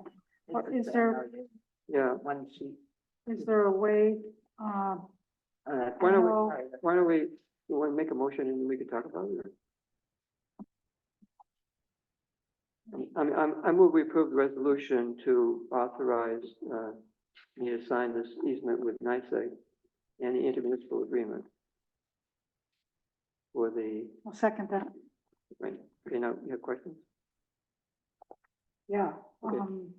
so in the past, there was concern, and I couldn't find it here, so maybe it got taken out, that NYSEG could actually sort of call in the easements, like, with a 30-day notice or something. It's gone. Is that's gone? Yeah, it's a perpetual easement. so we're Okay, fine. it's perpetual, that's one, okay. It started out being a license agreement, but then we got them to agree to a perpetual easement, which is All right. great. On somewhere, it looks like it was on H, maybe page 4. Of the easement. Yeah, Yeah. the big document. Let's see, no rights of way, easements of ingress or egress, driveways, roads, whatever shall be granted, constructed or developed or maintained on or over or under the, are there not residents who use Just for driveway? There's one. And Just there's- one? Yes, it used to be Hooker on the north end, right at, Burns Road, there's that stretch there to the south Right. is used as an access. Right. That's an, negotiated, access with NICEAG that will have to coexist with the trail. So that's built in, so to speak, from the get-go. Okay, because this is saying it can't happen. Well, but it already has. Somewhere else it said that NICEAG could do its own thing too. We can't do it. That's confusing, what you just said. Yeah, Mhm. right. So if we're getting an easement, it's no longer NICEAG's easement. Well, It's their property. they don't have an easement. They own it. in deed. They own it. So NICEAG owns this 66-foot wide strip Right. that's 8 miles long. So there's only one person who has a driveway? That's correct. Okay.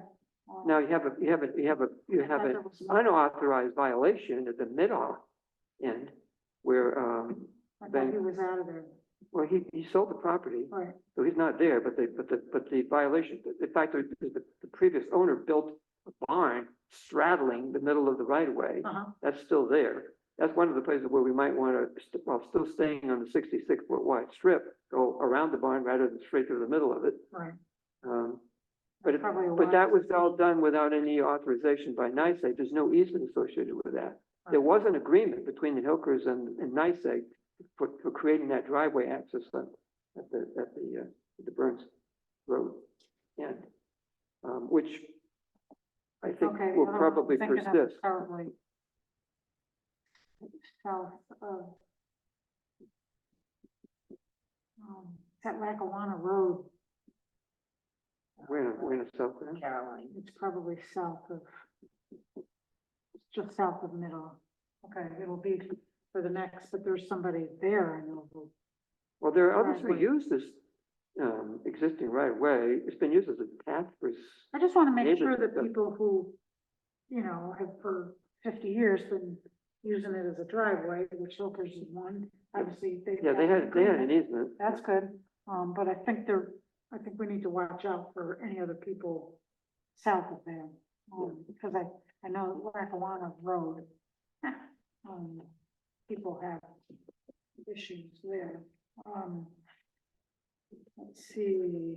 Well, so that means if they don't have it, didn't have an agreement with NICEAG, they were basically using it without permission. Right, I know, like, yeah.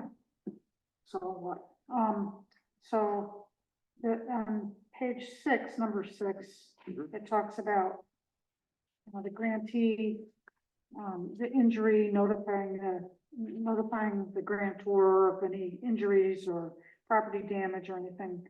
Who is gonna do that? Is that gonna be you? I don't- Grantee shall notify grantor within 24 hours of grantees becoming aware of any injury, death, property damage upon the premises or any portion of the, yeah. Well, presumably that would be whoever it is that is. We're talking there about working on the trail. As an example, DPW, which will be doing the maintenance.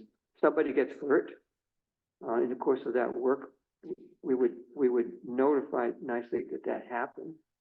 Yeah, but I didn't read this as, as the work is being done. I'm reading it as It doesn't- trails in there, it's all done, and somebody, It doesn't say that the work is causes being done. damage. It's anything else, Um, any injuries on the trail. right. It doesn't talk about workers.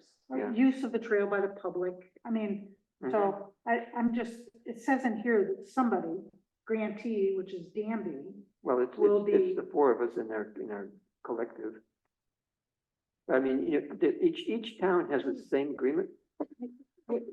yeah, Danby's a grantee. Yep. And So the driving, if it happens on our stretch, is the town of Ithaca gonna report it? it might, because we Okay, are we gonna check? we collectively, Check into that.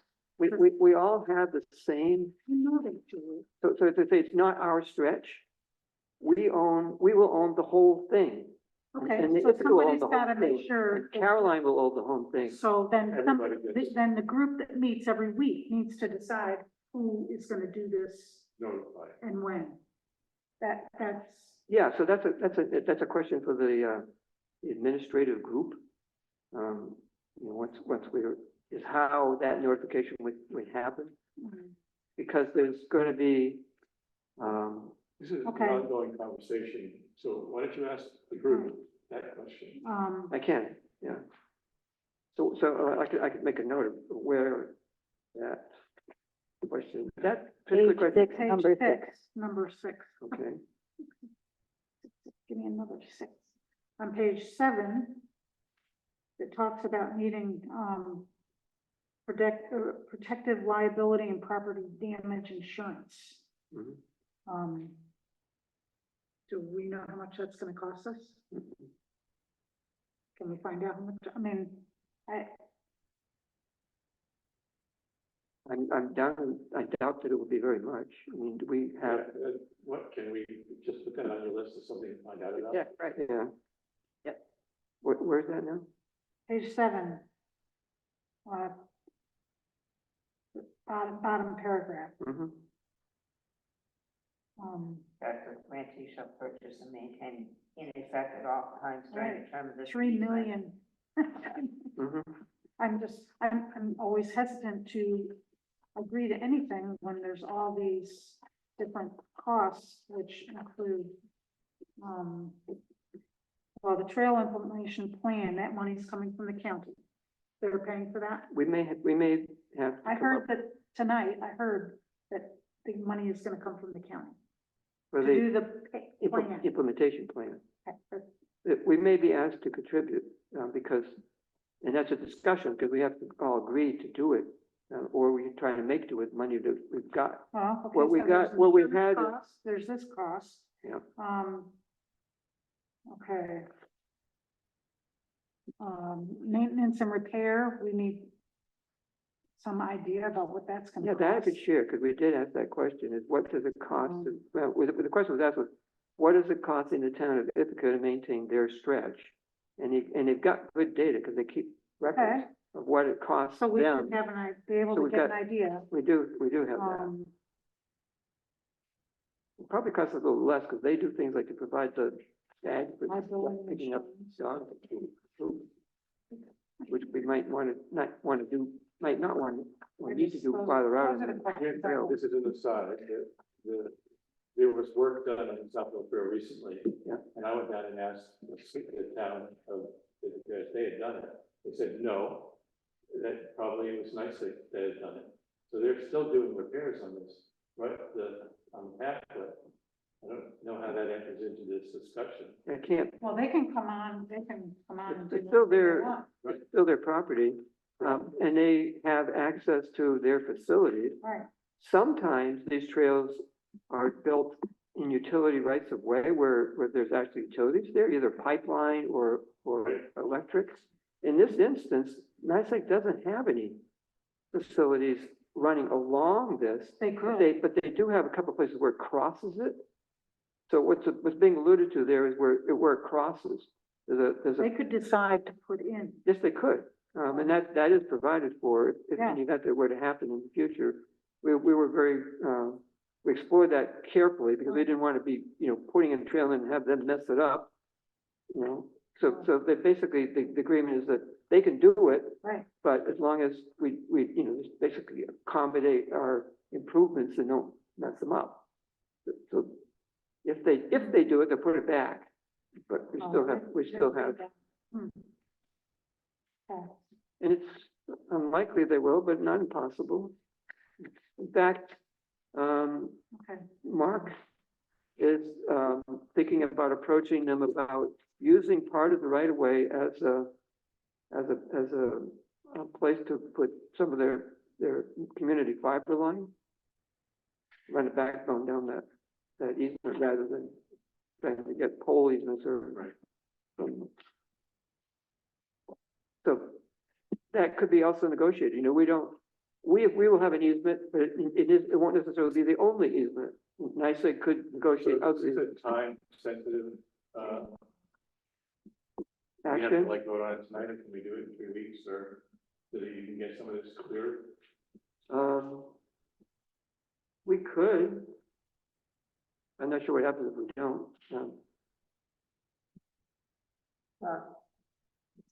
It sort of feels as though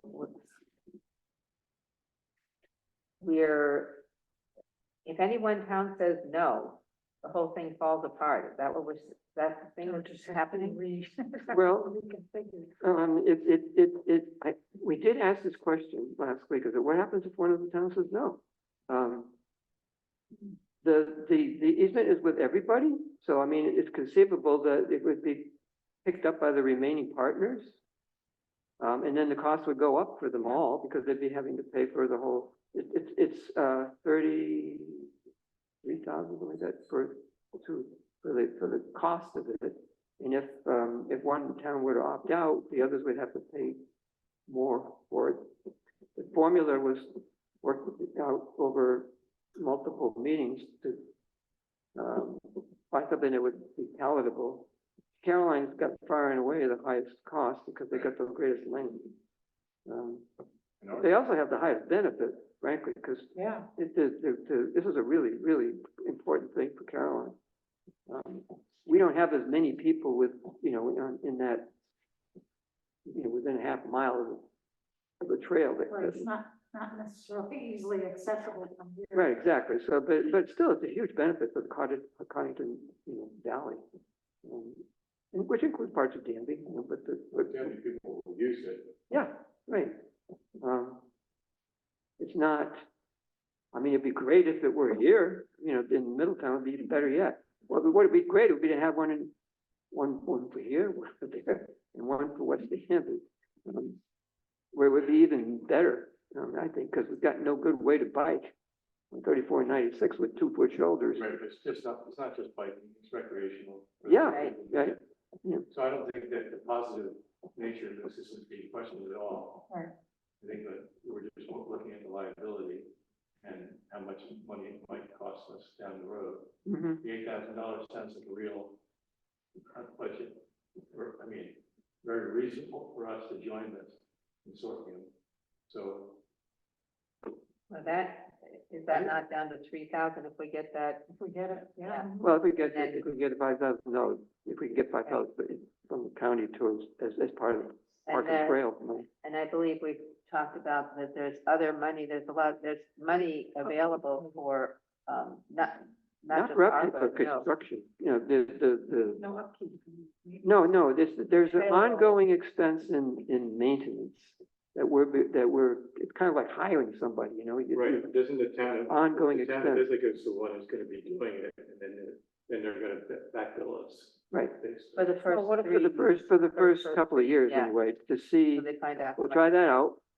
It doesn't have to be the town of Ithaca, because we're also talking about, can we Maybe the highway. do volunteers?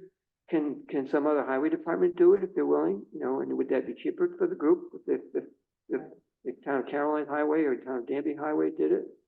Or if we contracted it out?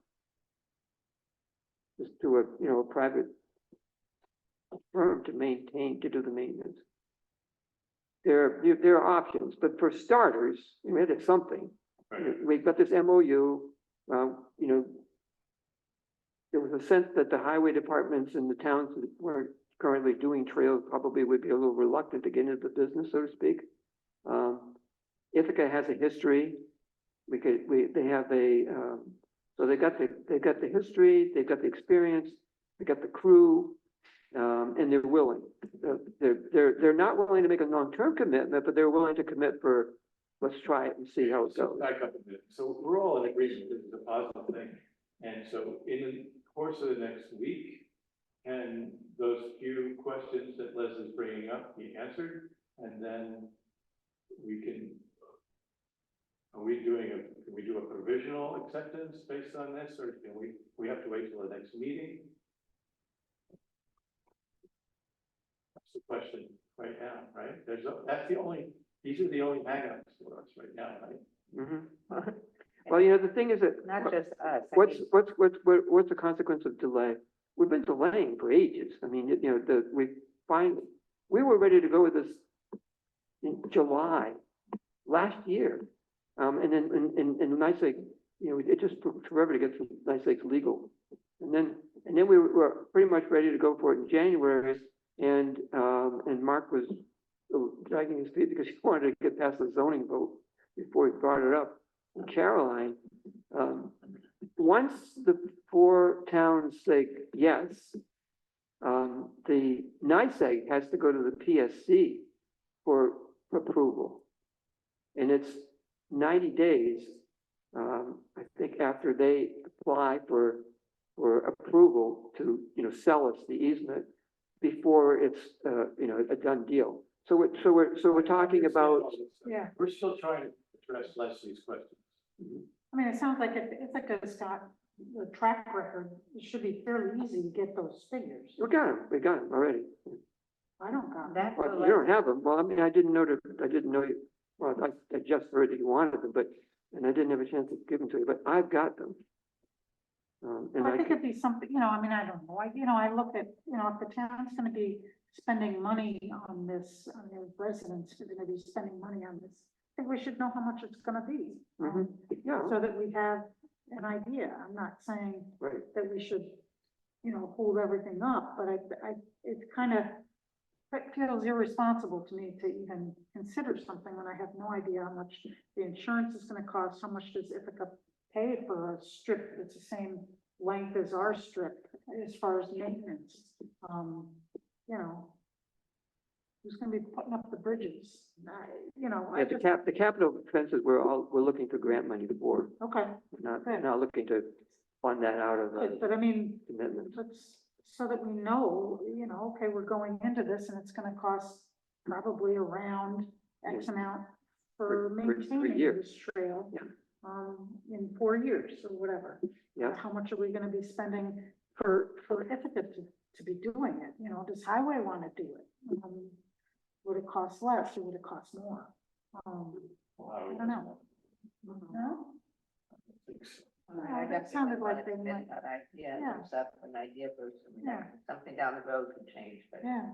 upfront. So can we provisionally, I think we're in agreement, we want to do this thing. But can we, via email over the next 2 weeks, get the answers to the questions that we have? From you, or from wherever we're gonna have to get it. Right. Oh, it sounds like it's got the information. Well, regarding maintenance, I do. I can answer that question, I just don't have it, and I can look it up, it's on my computer someplace.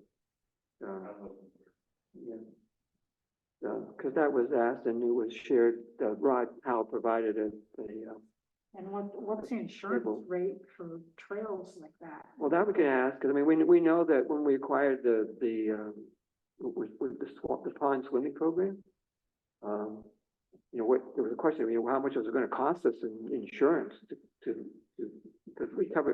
we run that program, it's a town program, and our insurance covers us for Yeah, I don't want to do liability. a parallel thing here. No, what I'm saying, I want specifics Yeah. for this trail. Yeah. And that can go right straight back to the town of Ithaca. Sure. Some of those instances. but the reason I'm raising the pond is because there's a hell of a lot more liability associated with running a swimming program than there is with a recreational trail. And that was only a few $100s on the town's, liability. there's Lifeguard, you know, I don't. The lifeguard's only on duty. You know, we run the program and we have the lease of that facility. I'm not gonna for the compare, season. swimming, you know, a swimming hole with lifeguards to a public, you know, a trail, that's being used by lots of people. I don't know, the insurance companies would know. the Right, we can ask our liability. insurance company. So, And we can do that. Okay. The question is, do you want to withhold authorization, until, we For next meeting. get the answer to the questions? And I think we'll be ready then. I think it's all our responsibility to be ready for the next meeting, Mhm. get all our questions answered. does it hold everybody up? Have the other towns already passed it? Well, Ithaca did, because theirs was on the 8th. Caroline's is on Wednesday. I'm not sure when Dryden's is, do you know? It's this month. Somewhere in April, they're all in April. I mean, We if we need agreed. to, we could have an extra half-hour meeting somewhere. between now and our next meeting. That sounds good. Yeah. It If sounds it's like important. it sounds like you can get those figures. Yeah, Well, if you, instead of Okay, so let's- sitting here let's see if we talking can get about, this together in a week, yeah. and we'll do it via email. Well, we'd have to have a. No, you can't do that. No, I mean, get the Get the- information, He can get the Yeah. information. and then we can set up a meeting. He can get the information and give it to us, and then we have the meeting, that little Yeah. extra we meeting. have to actually meet Yeah. here to do, Yeah. to take action.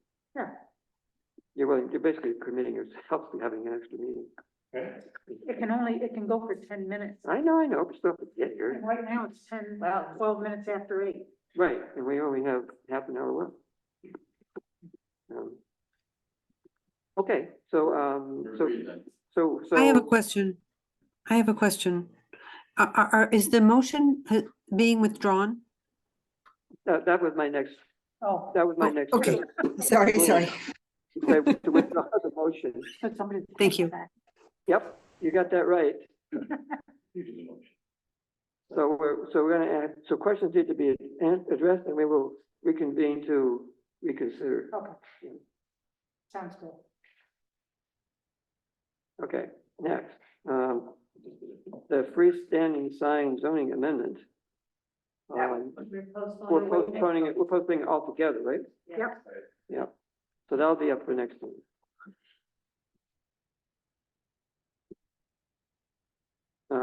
Special event law. Now that one doesn't require a secret, right? Special event law It doesn't what?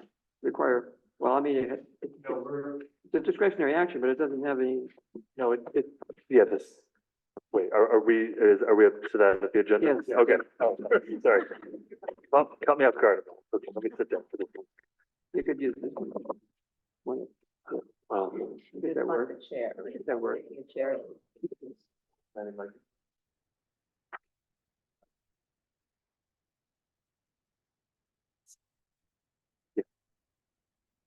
So, eventually, yes, it will. Yeah, it will need secret. But we're still in the discussion. Yeah, trying to nail it down.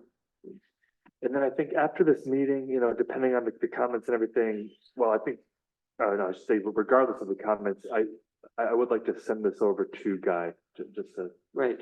review it, and I know. And that'll probably evoke a few more versions Review, of this, not a rewrite. yeah. I had a No, we're not asking him to rewrite this law. Yeah. Right, right. But more than that, you're saying, look, we'd like to see, This is what we want in it. really, I mean, you really Right. didn't bring him in. Say, look, is this possible to be passed as is, make this legal? Yeah. If there's What's the anything, problem with this? Yeah. if Oh, yeah. there's anything that is a problem that we're gonna get bit by, otherwise. Don't rewrite it. Yeah. Right, back off. That's I right. just had a couple things. Yeah, let's go down. Let's go through, let's see. So, So I made a bunch of suggestions too, but I know she didn't incorporate them, so, your questions and my questions, we could bring up as we go along. some of these look like yours, right? Well, it depends on which version we're looking at. I mean, I did Version I three did thing? send it to everybody. If you've got, Leslie is talking, and she's trying to give her, Yeah. Can she continue? well, there's a question of which version she's looking at, okay? I'm trying to answer version that 3. question for her. I'm looking They're at both version version 3. One's got ED at the end. Does it have the ED? Look at the header. When did the ED get done? I When, printed when, this I- out when I, today. when I make comments, and if you look, are you looking at the one that have my comments in them? Or are you looking at the one that Greg shares Changed with the us? law, I mean, Yeah, those look like Joel. Right, so Yeah. that's my comment, okay. So you're looking at the same thing I'm looking at. I don't have the ED. Anyway, Well, it's in, So- it's in the title in Word. okay, my only thing in reading through it, the special event, the things that we target as a special event, Right, that would catch some businesses in town. you mean, as that's- requiring it, you mean? Yeah, and I don't know if that's a problem or whether we could have a separate event thing for businesses, but I'm thinking, if somebody, more than 50 vehicles, and And, it's gonna go past 10. Or they require a fee. Okay, so it's gonna, 50 cars and it's gonna charge for admission. and more than That 100. will catch at least someplace like South Hill Cider, or, maybe, if across the street goes to 10:30 or 11, then they're gonna have 50 cars somewhere. I'm just thinking we need to think about that. Oh, yeah. Whether, okay, B, it looks like, Why don't we just rule out commercial, enterprises that ever. well, we did and Approval. we did. Well, the and then it trouble got is, crossed off. that it's the commercial enterprises that precipitated this in the first Well, place. it has their own limitations. Huh? Commercial approvals have their own limitations. Well, I mean, they would have, if they fell under this definition, then they would have to get a permit. That was the whole point of what we're doing. And we wanted to cover the commercial activities, that those are the ones that started us down this road in the first place. And if, I don't know why we need a separate one for commercial. Well, I'm just thinking. But maybe there's an option for businesses to make it not a one-shot deal, but have a commercial, you can get a permit For a and year. for a year or something, yeah, for a That makes longer sense. term, as opposed to a one-shot deal for one event. Would you want to authorize something that was I mean, going to for a recur every business, weekend? Yes, that's a What is it, the possibility. Foreign Legion, what's it? American Legion? American Legion, thanks. Yeah. I mean, they'd be, 50 vehicles, no problem. And I'll bet sometimes they charge for something. Yes. And, 50 vehicles, and, This got struck. yeah, sure, that looks like a Right. goal. I don't know. I don't know. I just think we, either something like that get put back in, that some, like, how do we make it so the American Legion doesn't have to get a permit, or they can just get a permit every year for, But- 52 events. Yeah, the way this is structured, and Leslie's right, it's the first thing, and then any one of these additional things is enough to trigger it. So it doesn't have to be more than 8 hours long. It could be, have overnight camping, it automatically triggers it. Correct. If it go past 10 PM, it automatically triggers Yeah, it. those are oars, that's If correct, they're oars. that's correct. But I just think, and right now, there's 2 places I can think of that, Would it help to move some of the oars to ands? No, It wouldn't? no. What would help? I mean, Not how would sure. you address the issue? I'm not sure. Why is that struck? I think What Joel struck? would like it. No, I didn't like it. I didn't strike it. It was something that we, Catherine struck it. I know, I might have been the one. Technically, I struck. Greg struck it. Greg did, Based on what I we, heard what he heard Right. us saying last time. Yeah, Yeah. no, I But- understood why that was struck, and then I started thinking, well, American Legions, they'll have to get a permit, but maybe we could, The other Maybe- thing is that these places, all except for the side of it, they've been here forever, and this doesn't. They have not. No, they have not been there forever. For a very long time, except the site. Okay. American Legion has. is what's his name on State Street, that maybe, or State Street, Main Street Pirate here, that the cidery that is gonna get going, I guess, right? Is it? Well, they got, They're gonna have an approval just like anybody else to get going. Yeah. Well, we have, They want they to. did, No, I didn't, well, I think we were willing, but the deal fell through for them, I thought. oh, I didn't hear anything about that, okay, so, but. This Strike it. stricken language was supposed to accommodate what, What you're talking about. That if Right. if you have a commercial, institutional, or public property that has parking for that event, you don't constitute as a special event that needs a permit. You have the parking, there you go. All institutional. But you includes the also. church. Yeah, with the Right, church exactly. and So then- the American Legion. Another way too is, right, I mean, going back to this A, where there are Uh-huh. and statements and or statements, Right. you could Yeah. add one of them back into the, and it has to be more than 8 hours, so that everything under that, but that's. That's why I asked whether would fix it to move some of the oars to ands. I think B, if we could watch if there's a problem with it adding, adding it back in, whether it needs to be reworded, but I think, because the church is another one, so the Mhm. church, the American Legion, I mean, there's, I think it's just, Which, and you're right. the stricken, See how it works out. what do you mean by that, Paul? Do you mean that the stricken language should, Yeah. should be put back in? I just want to revisit just in case, because you brought it up last It was time. Catherine who raised it, yeah. Yeah, I mean, I'm getting very, well, I'm getting there's a lot of confusing talking going on right Yeah. now. Yeah, And there's only partial sentences, and I don't know what you're really trying to say, you do or don't want, and that's where I think we're gonna get bogged down, so. The reason, I mean, the reason we took that out, you're asking me why I Yeah, thought it, I'm just. yeah, yeah.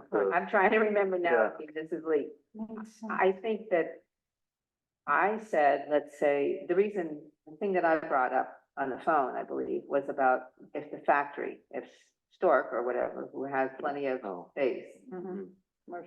And they, plenty of, land around them and lots of parking and this and that, but if they decided to have something, that's a commercial spot, Right. but now I'm having a problem with what your problem is. What, if you could state your problem, that will help me understand. What is it that you're worried about? I don't want the American Legion or the church or the society or whoever to have to get a permit every week. Every week. But you don't want Stork to have parties I don't know. automatically? Do they have? I mean, I live right down the road. My guess is that they probably won't have things that go from, that long. Well, But- you could put the, we could make the 8 hours of an and rather than a or. Wouldn't that catch most of it? I No, mean, wouldn't it? no, because you're also looking at, this thing, it could be, 4 hours that went from 12 to 4. That is not good. 12 to Right. 4 AM, yes, Right. military. Well, I mean, Yeah. that wouldn't change that. It would, you would still have that and in there.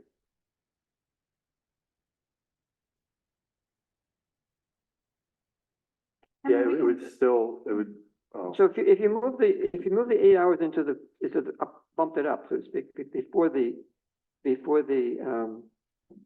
list of ors, it would be a gathering, which would result in 100 more attendees, or more than 50 vehicles, or be more than 8 hours in duration, and Yeah.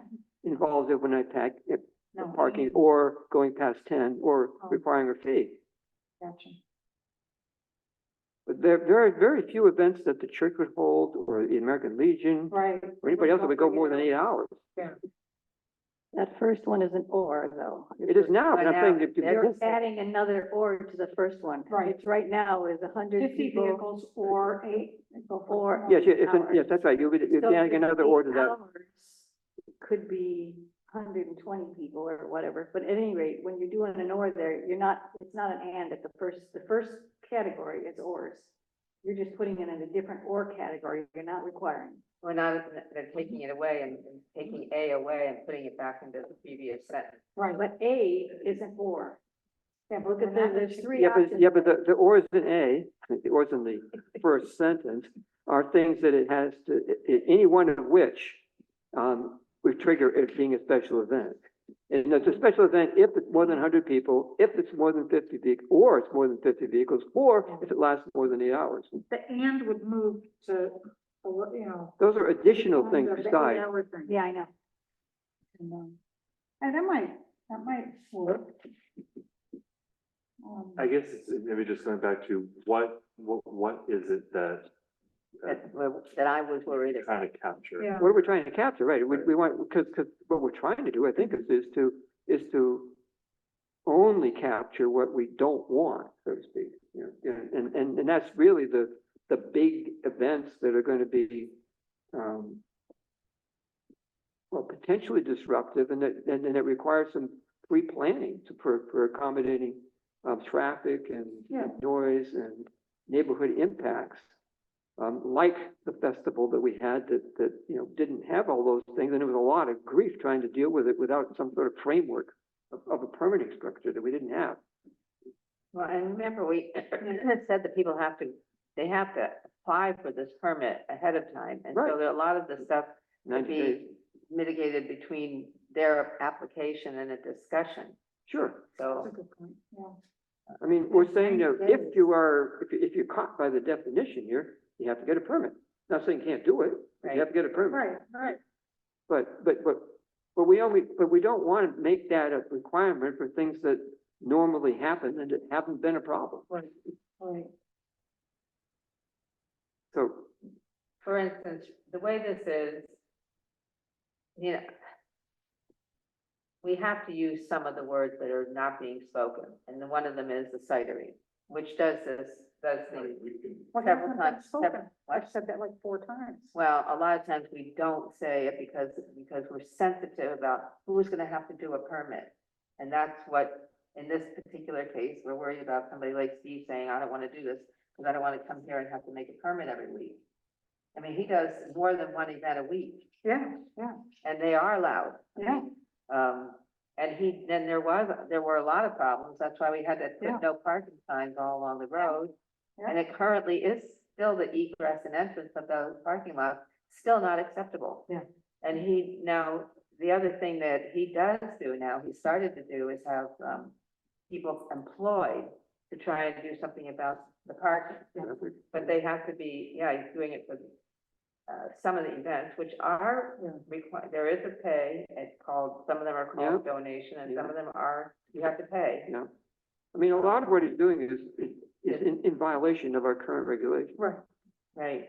We haven't landed on board. Well, it's also pissing some people off, and hopefully we can, you know, help him come up with mitigating things, that make it not so bad. It's one of the few things going on in town, and, I know it's a problem for some people. Well, when Kartik came to talk about it, he said he was thinking about having music frequently. Yeah. And Unamplified, you know, and He kind of probably low won't be able key. to said fit 50 it, cars it in. wasn't, it's not written anywhere, it's not guaranteed, he just said it. Right, And that doesn't mean, people say a lot of Right. things, right. so what do you do? I mean, my bet is it won't go for 8 hours, you know. Probably not, that's right, that's why he doesn't Probably- fall in this. Yeah, So it Probably. does allow a lot of those people to still do what But they he want may- to do. he may have 50 cars and charge a fee. He probably can't there now, No, there's not enough room for that. right? I'll park over here and.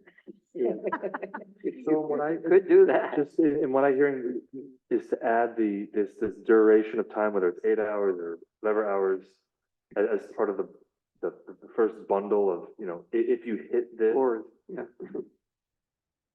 And then one of the other things, Well, all Right. all the other things, right?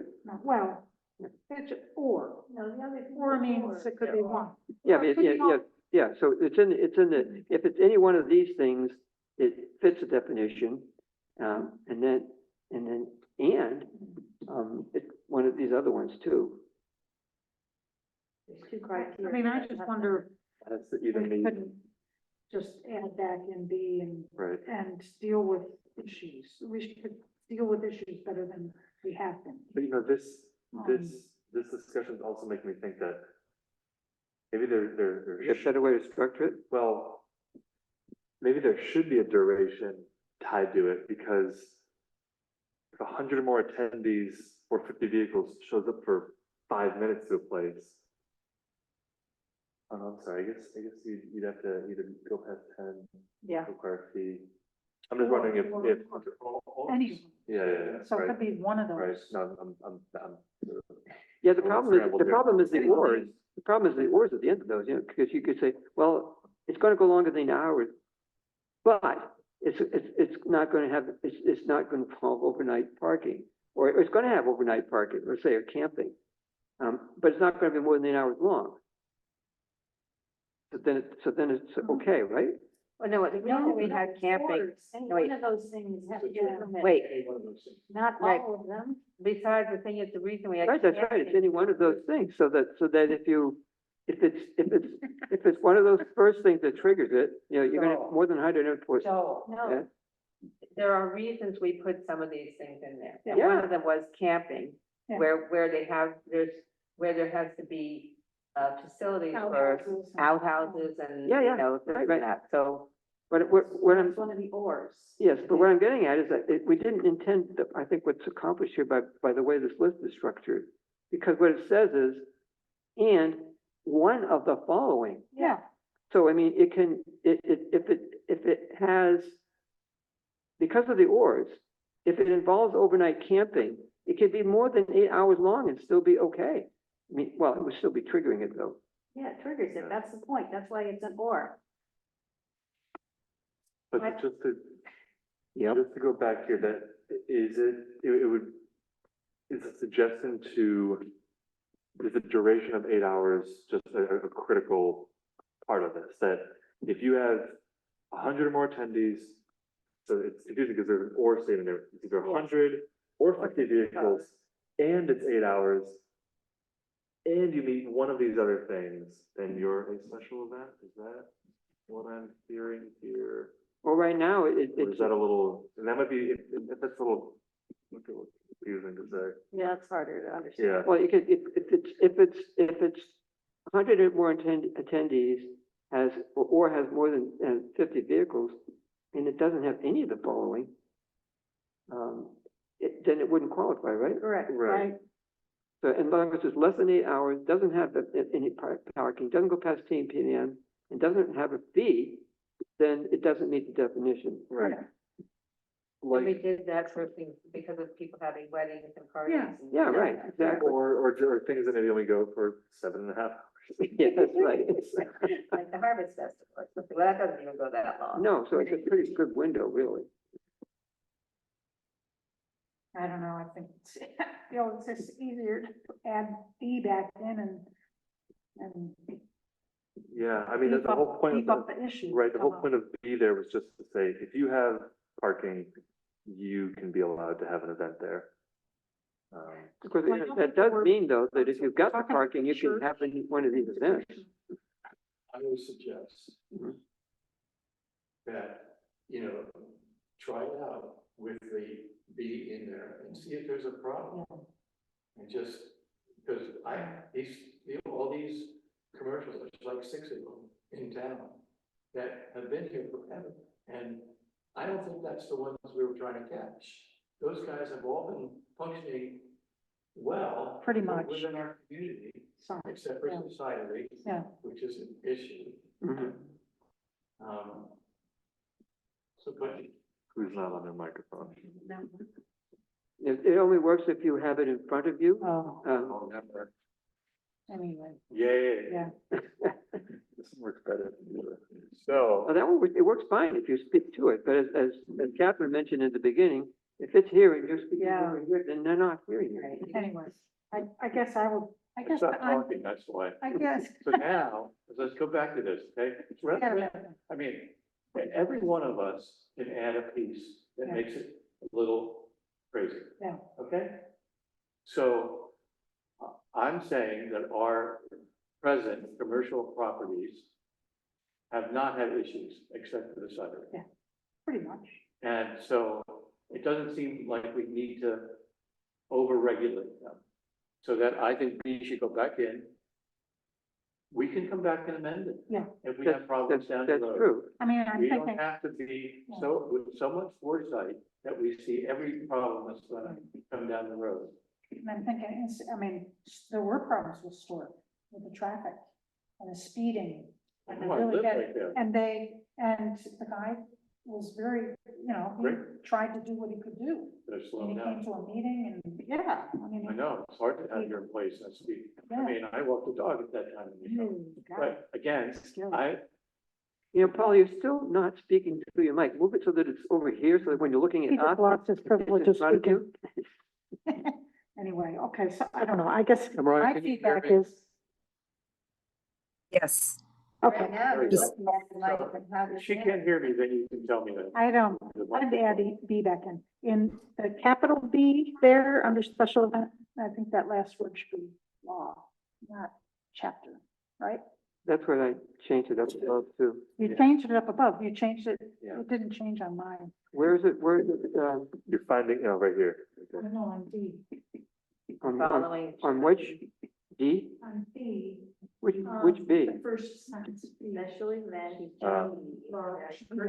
It shows up in that. And then down Okay, it's there too? A, there's a check.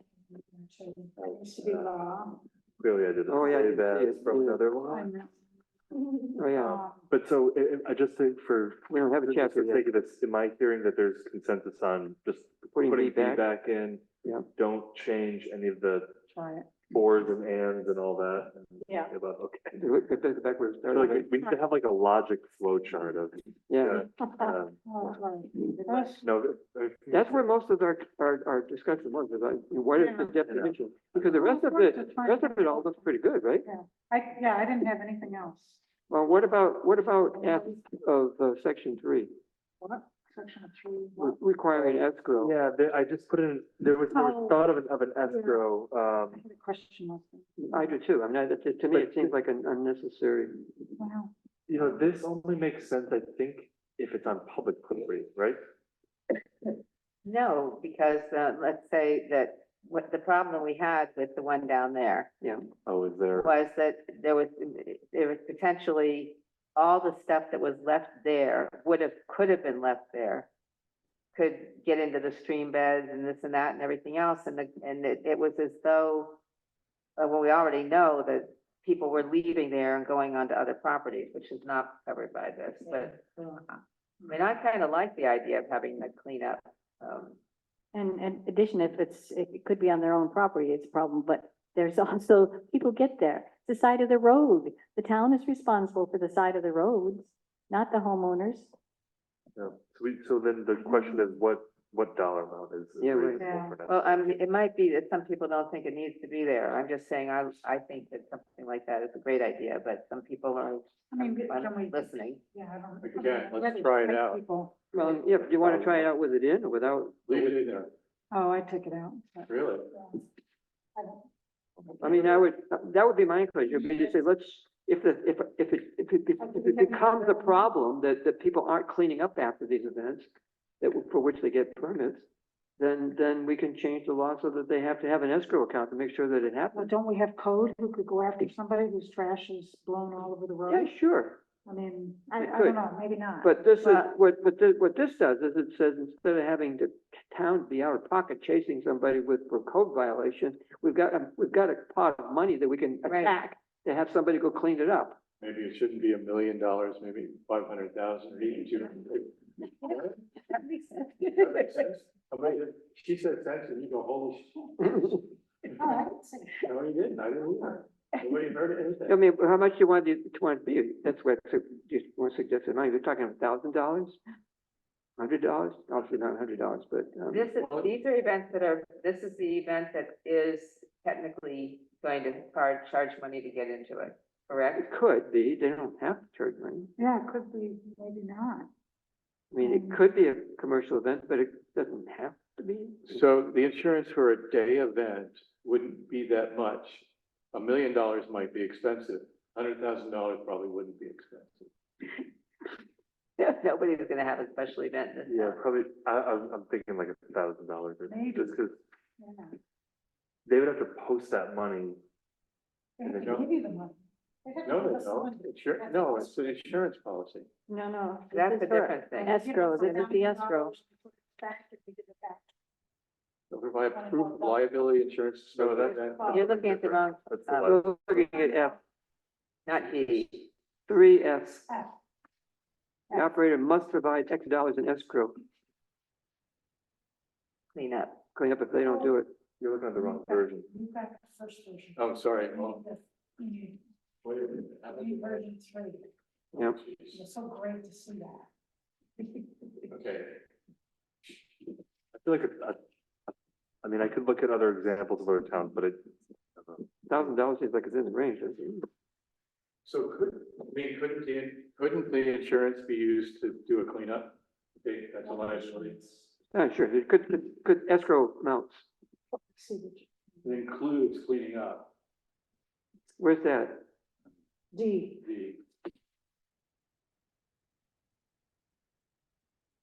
That's in case. That's liability insurance. I don't know Right. enough about why. That's liability insurance. That's not usually cleanup. Yeah. So the, I mean, That's for getting sued. it would cover you in the event that, well, I mean, what you do is you say liability and insurance against, the site not being cleaned up. That in some, if we had to go We in, check first to make sure that that kind of a policy exists. I don't know there's insurance I've never- policy Yeah, I against don't- cleaning. I think he's, are you We could saying, try that. just put it in the same sentence, but it's not the and not a liability policy? Are you just saying add that phrase to that that's and have, but I mean, there's no point in having it. okay? So Leslie just said $1,000 for the last line. Again, you gotta try some of this stuff out and see if it works. We've had one event so far and didn't do anything, so So $1,000. $1,000 escrow. Now 20 of 9. I move we give ourselves until 9 to finish this meeting. Yeah. That doesn't mean we have to use all. No, we don't have to use it all, but we've already run past our 2 Yeah. hours. Okay, second that. Okay. Yes. And is there another, The vote, Mariah? Connors, Yes, yes. Connors, you said yes. Hanson, Yes. Hunter, Yes. Woodworth, Yes. Canyon. Yes. Thank you. I forgot about that one. That was the only other one I had a question. well, you had a question about the charitable event. I'm sure. I don't Who's remember. having a charitable If an one? I didn't applicant- check the fight. Yeah, Where is it? section 5L. I just wasn't clear what this was. I know, right, so it says if an applicant is requesting a special event permit for the same or substantially similar charitable event that was held the previous year, a verification must be submitted from those charities listed on the previous year's application. What does that say? Oh, that means if they're raising money for somebody, if they get another permit, they gotta guarantee that they Yeah. gave that person Yeah. that money. for the Is that what previous that, is that what year. that's trying to what it say? is. Yeah, that's got it. Yeah, Yeah. that's Thank you. important. That's Thank you. I was so. So a little elaboration is wanted here. Verification that the money raised was actually, somehow saying what you just said. That's what that's what the people, when they make the application, that's part of the application, and that's the people approving the application for the special permit, take that into account. But yeah, but I think, I didn't understand it. Joel, I'll add verification of funds received from that event. Yeah, something like that. It makes it clear that that's the point, is that the charitable event, the charity got the money that the event was supposed This to raise. is how this charitable event last year, can you just verify that they, exactly. Right. Yes, right. I'll just say, I'll make it clear. It's not that I had a problem with it, I just couldn't understand what it was trying to say, because it wasn't clear to me.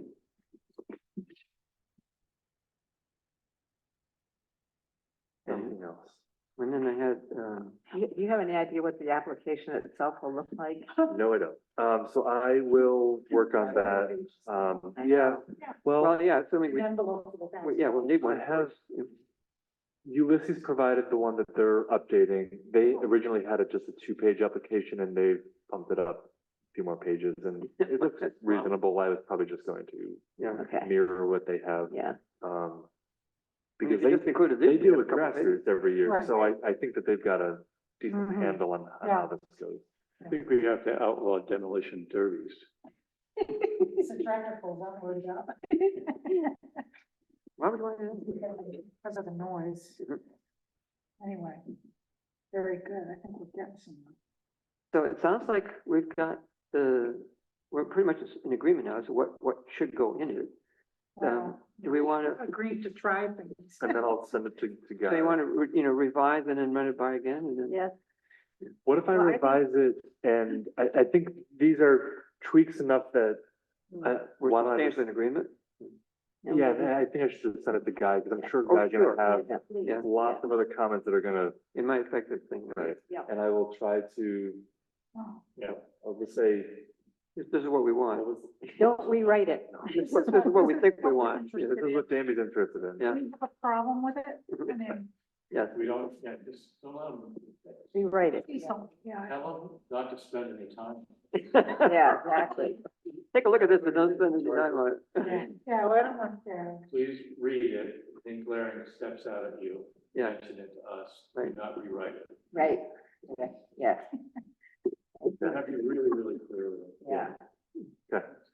So, we want to, Telling me do we want to, It's not, this isn't me speaking, it's 5 members, all said this. Yeah. We're all, well, if we're going to do it, we could do it formally, and I move that we, that Greg, tidy it up and run it by Guy. that's not the part we're worried about. We're worried about how to tell Guy to back off. Not to. Run it by Guy for feedback, not rewrite. Right. Yeah. For flagging any serious problems. Right. I think what I said to you would work. Mhm. So we're not ready to set a public hearing, but we are ready to send it to the attorney.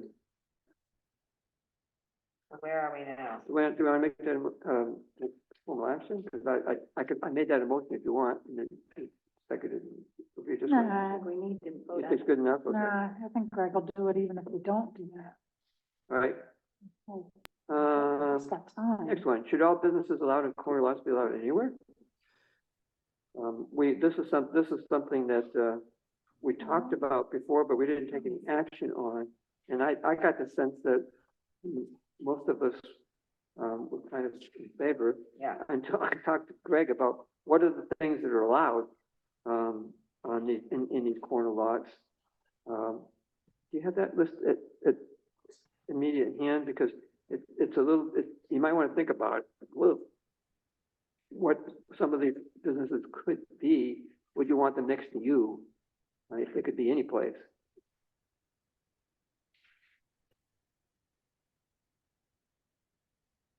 Are we talking about the Hamlet? We're talking about Hamlet. The Hamlet. We're talking about the Hamlet neighborhood zone, because the Hamlet center zone already allows them Okay. any place. So we're talking about the Hamlet neighborhood. Right. And maybe a map, I mean, Yeah, I can, I mean, Yeah, I got it. yeah. so in the Hamlet neighborhood, which is in West Danby and then up here in the central Hamlet, goes roughly from Michigan Hollow up a little bit past Miller Road and then out onto the side streets a little ways. So there are certain uses that are only allowed on corner lots. And so they include religious institutions. That's one category. Restaurants, bars, and other places for serving food and beverages with no drive-through window. Second category.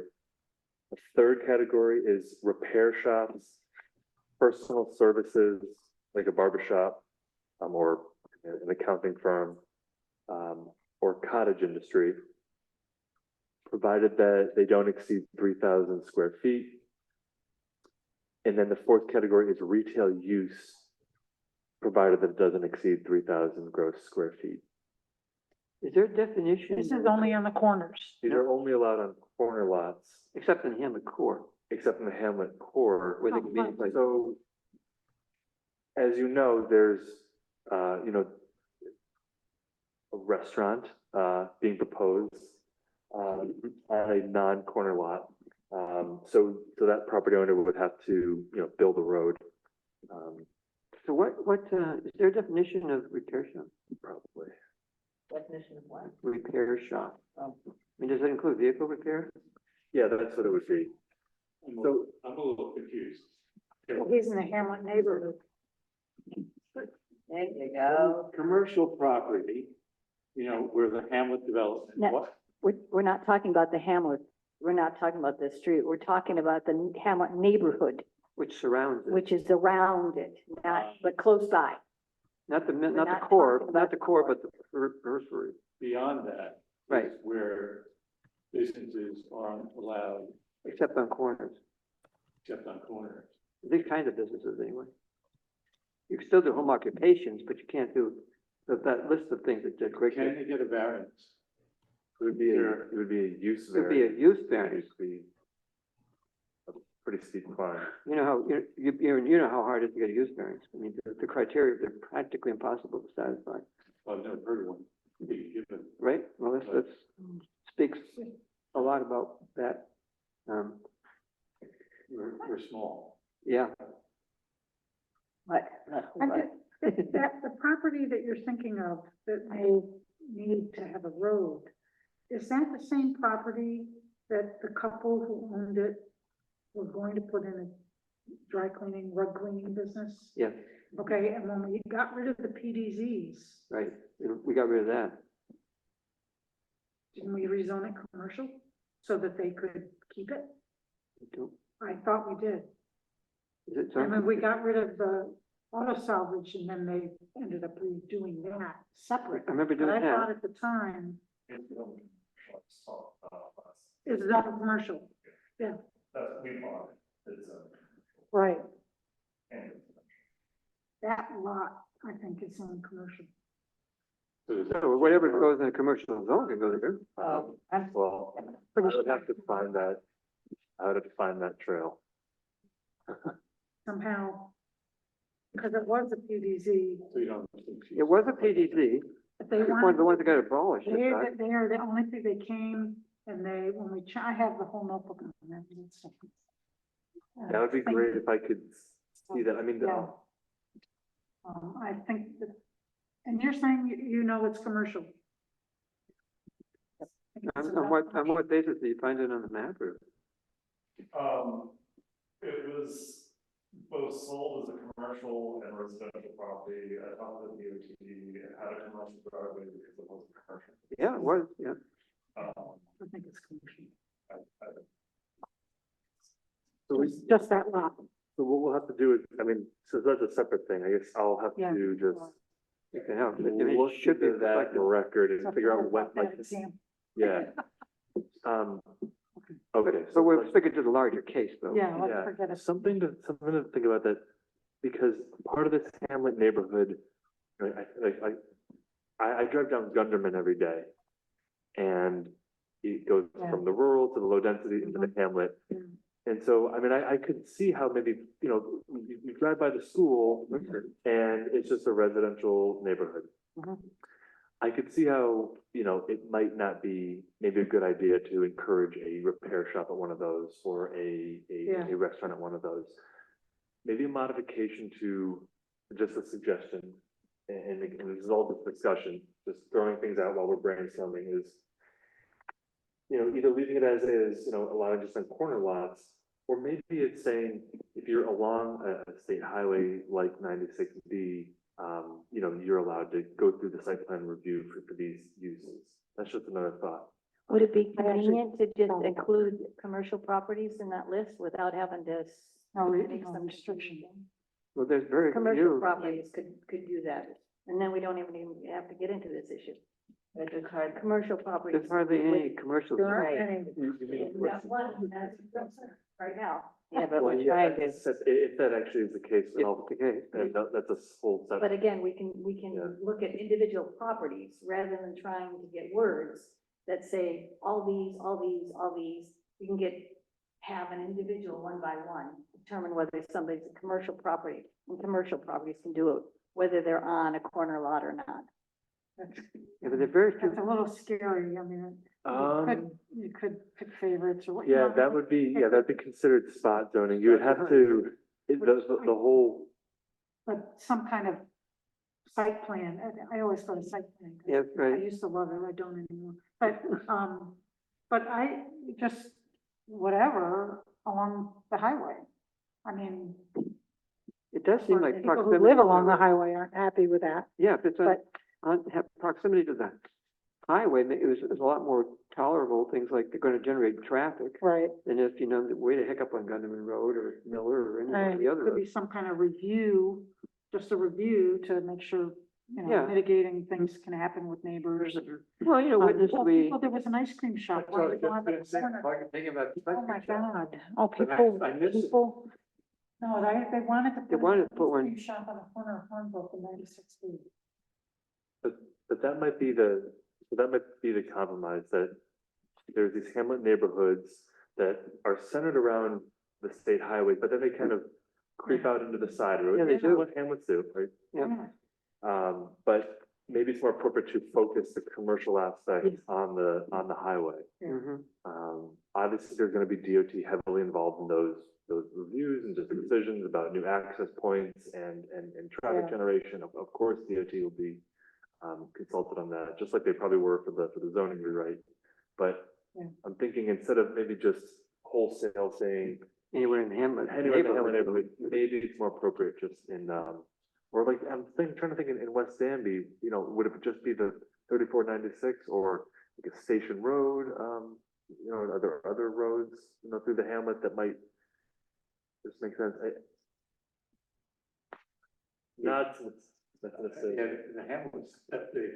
yeah, So, yeah, I mean, once the dirt road that comes down, then it changes to paved road. Paved, and yeah, yeah. And, the same thing true on this. It makes sense to put them on the state highway. that takes a little Right. back to the highway. No, that's Valley View. Valley View. Yeah, which used to be the main road, but until it was cut off, but, Right. So instead of saying principal use is permitted only by site plan review and only allowed on corner lots, it could be and only allowed, and only fronting the state highway, yeah. Yeah. something like that. Actually, I think I wrote that on that page. That I was thinking. Yeah, I mean, the Hamlet neighborhood, I mean, Michigan Hollow. Like, or I mean, Bald Hill, so go to the park. Right, true. But you could put, I mean, well, it's in the hamlet core though, it's the corner of Ball Hill and Main Road anyway, where it's allowed any The place Hamlet along the stretch. neighborhood goes all the way past the entrance to the park. Which is the corner of Lee. Yes, that's Road. right, that's right. And Lee Road is there, so there is a corner there. Yeah, in theory, something could go in the corner of Lieb and Ball Hill. Well, I don't think it goes all the way. Well, it to doesn't Lee. go, far enough, It it just goes the lot after the, after the pond, after Jennings Pond Road. we added that, we should. Yeah, I mean, it could include, Amy Cusimano's house, that's the corner lot, right? Yeah, yeah. Anyway, Yeah. I agree with it. Okay, are we saying that we're going to allow commercial development anywhere along 96B? In the Hamlet neighborhood. Which is basically anywhere in 96B. It's. What in- happens in the Miller hamlet and itself is Michigan. already allowed. Okay, A little bit north of Miller. Yeah, It doesn't go, it's not all of That's 96 fine. Danby, it's no, in the Hamlet. it's a good chunk of it, but it's not all. There's a whole lot goes south. There's a whole lot south of this, right? you said it was from Miller to, Michigan Hollow. Michigan Hollow, basically. I thought it was, truthfully. But it's not, yeah. It's not. Weirdly, it's not. Okay, so write it up. We'll look at it again, but I think it sounds good. And I think you got everybody on board. Are we missing anything? Well, Yeah, I might. So what I can do is, I mean, it might be worth, and that's a good question as we go about this. It's not Yeah. just something to, you know, I mean, this is changing people's, you know, allowable uses around. It's actually expanding the allowable uses. It's instead of, if there's, let's say, only 8 corner, I can't think of how many corners there are. You know, to maybe allowing from 8 properties now to 28 properties, you know, that might be a big change. So I think it might be worth, at the next iteration of this discussion, I'm not gonna draft up a law or anything like that. Maybe we just, we look at the, I do some number crunching, but here's how many properties it could be allowed on right now. Here's what we're looking at, here's how many properties are currently along in the hamlet, both hamlets. Here's the sizes of them, here's what currently is on there, how many residential, how many, we could just take a look at numbers. At least just sort of aggregate data together and then, Look at the implications before we. How about a little jump. math? yeah, Not that, No, blow up. yeah. You know, On both centers, West Danby too. yeah, right.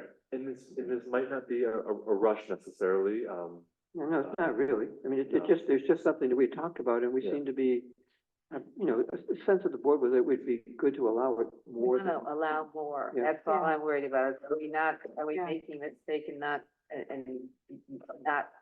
trying to meet the goal of allowing more, commercial and more business? while also at the same time, I'm sure, balancing it with, Right, balance.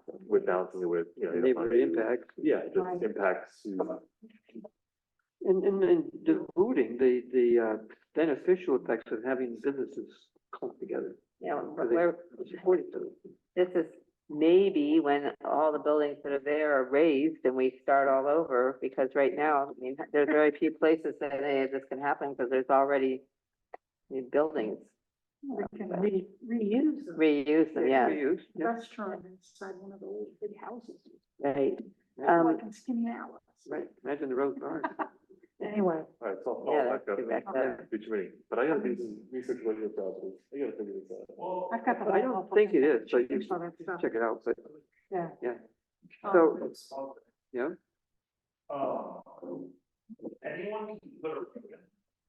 yeah, true. It's a cost entrance on that, but also it's the difference, I'm not positive on the number, but the difference in size between a actual road to a. Sorry, who's talking? What are they Sorry. saying? Hey, you should be using the microphone for purposes of the congregation, so to speak. I mean, the difference between. Putting. Excuse me, use a microphone, please. You still kind of prep the mic. The difference, can you hear me now? No, No. you have to turn it on. How about now? Yes. Thank you. I mean, we can go ahead and put a road, like one way or another. Please use the microphone. Okay. One way or another, we can do this. It would be the beneficial thing of not having a road is less, impervious coverage. Right. Yeah. And that Which, is a I big mean, it's deal. literally thousands and thousands It's a big deal. of feet of impervious coverage to Yeah. add a road versus a Yeah, driveway. yeah. Mhm. And we're lucky because I have the ability to like do all, yeah, we're doing everything ourselves. Yeah, Which is dealing with DOTs. They're actually really nice, but like, yeah, it's not a small process to do anything entering the highway. yeah. So it's that alone is gonna be like a holdup for most businesses coming in here. Yeah. But I would rather put the money that would be going into stone into like plants and just. Not to mention the aesthetic impact of a road versus. something Right. which is, you know, Yeah. wrong. So that raises the whole question of, road specs, and some appropriate scale for in the hamlet. Yeah, we're at time.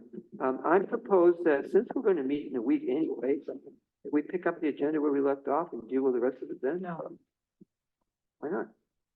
Because the next meeting was just gonna be 10 minutes to deal with. Well, One specific issue. Well, it could be half an hour and deal with them all. But if you want to keep going, propose the time. No.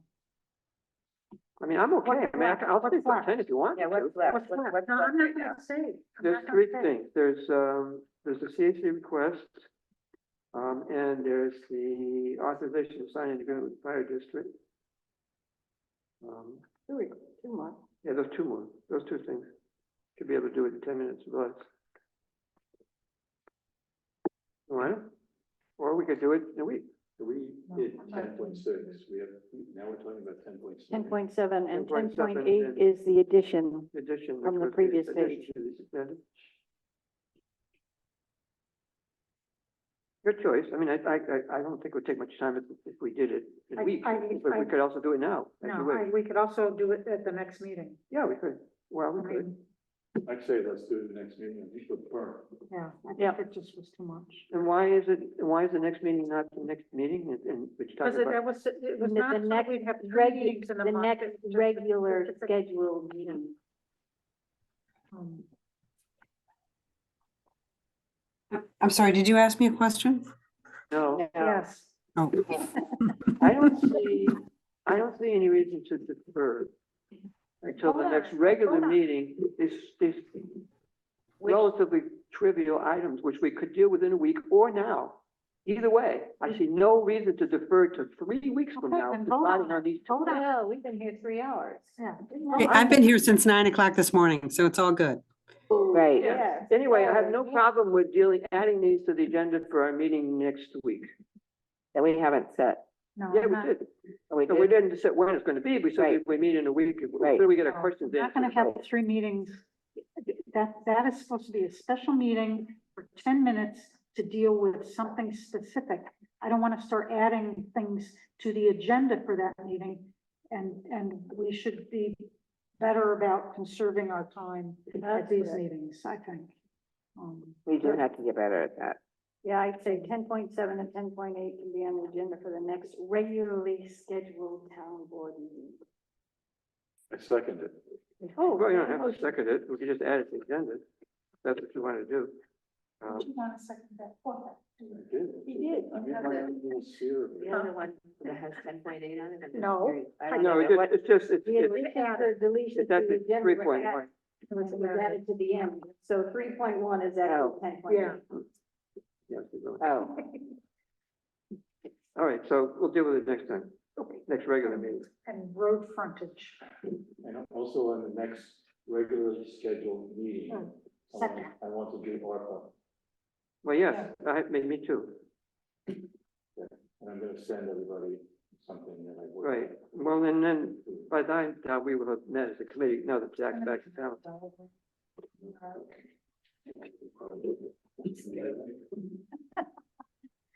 And, yeah, okay. All right, so have we ran past our time. We, We talked about it. Thank you, meeting is adjourned. Thank you all for coming and for hanging in there. Anybody need a water bottle?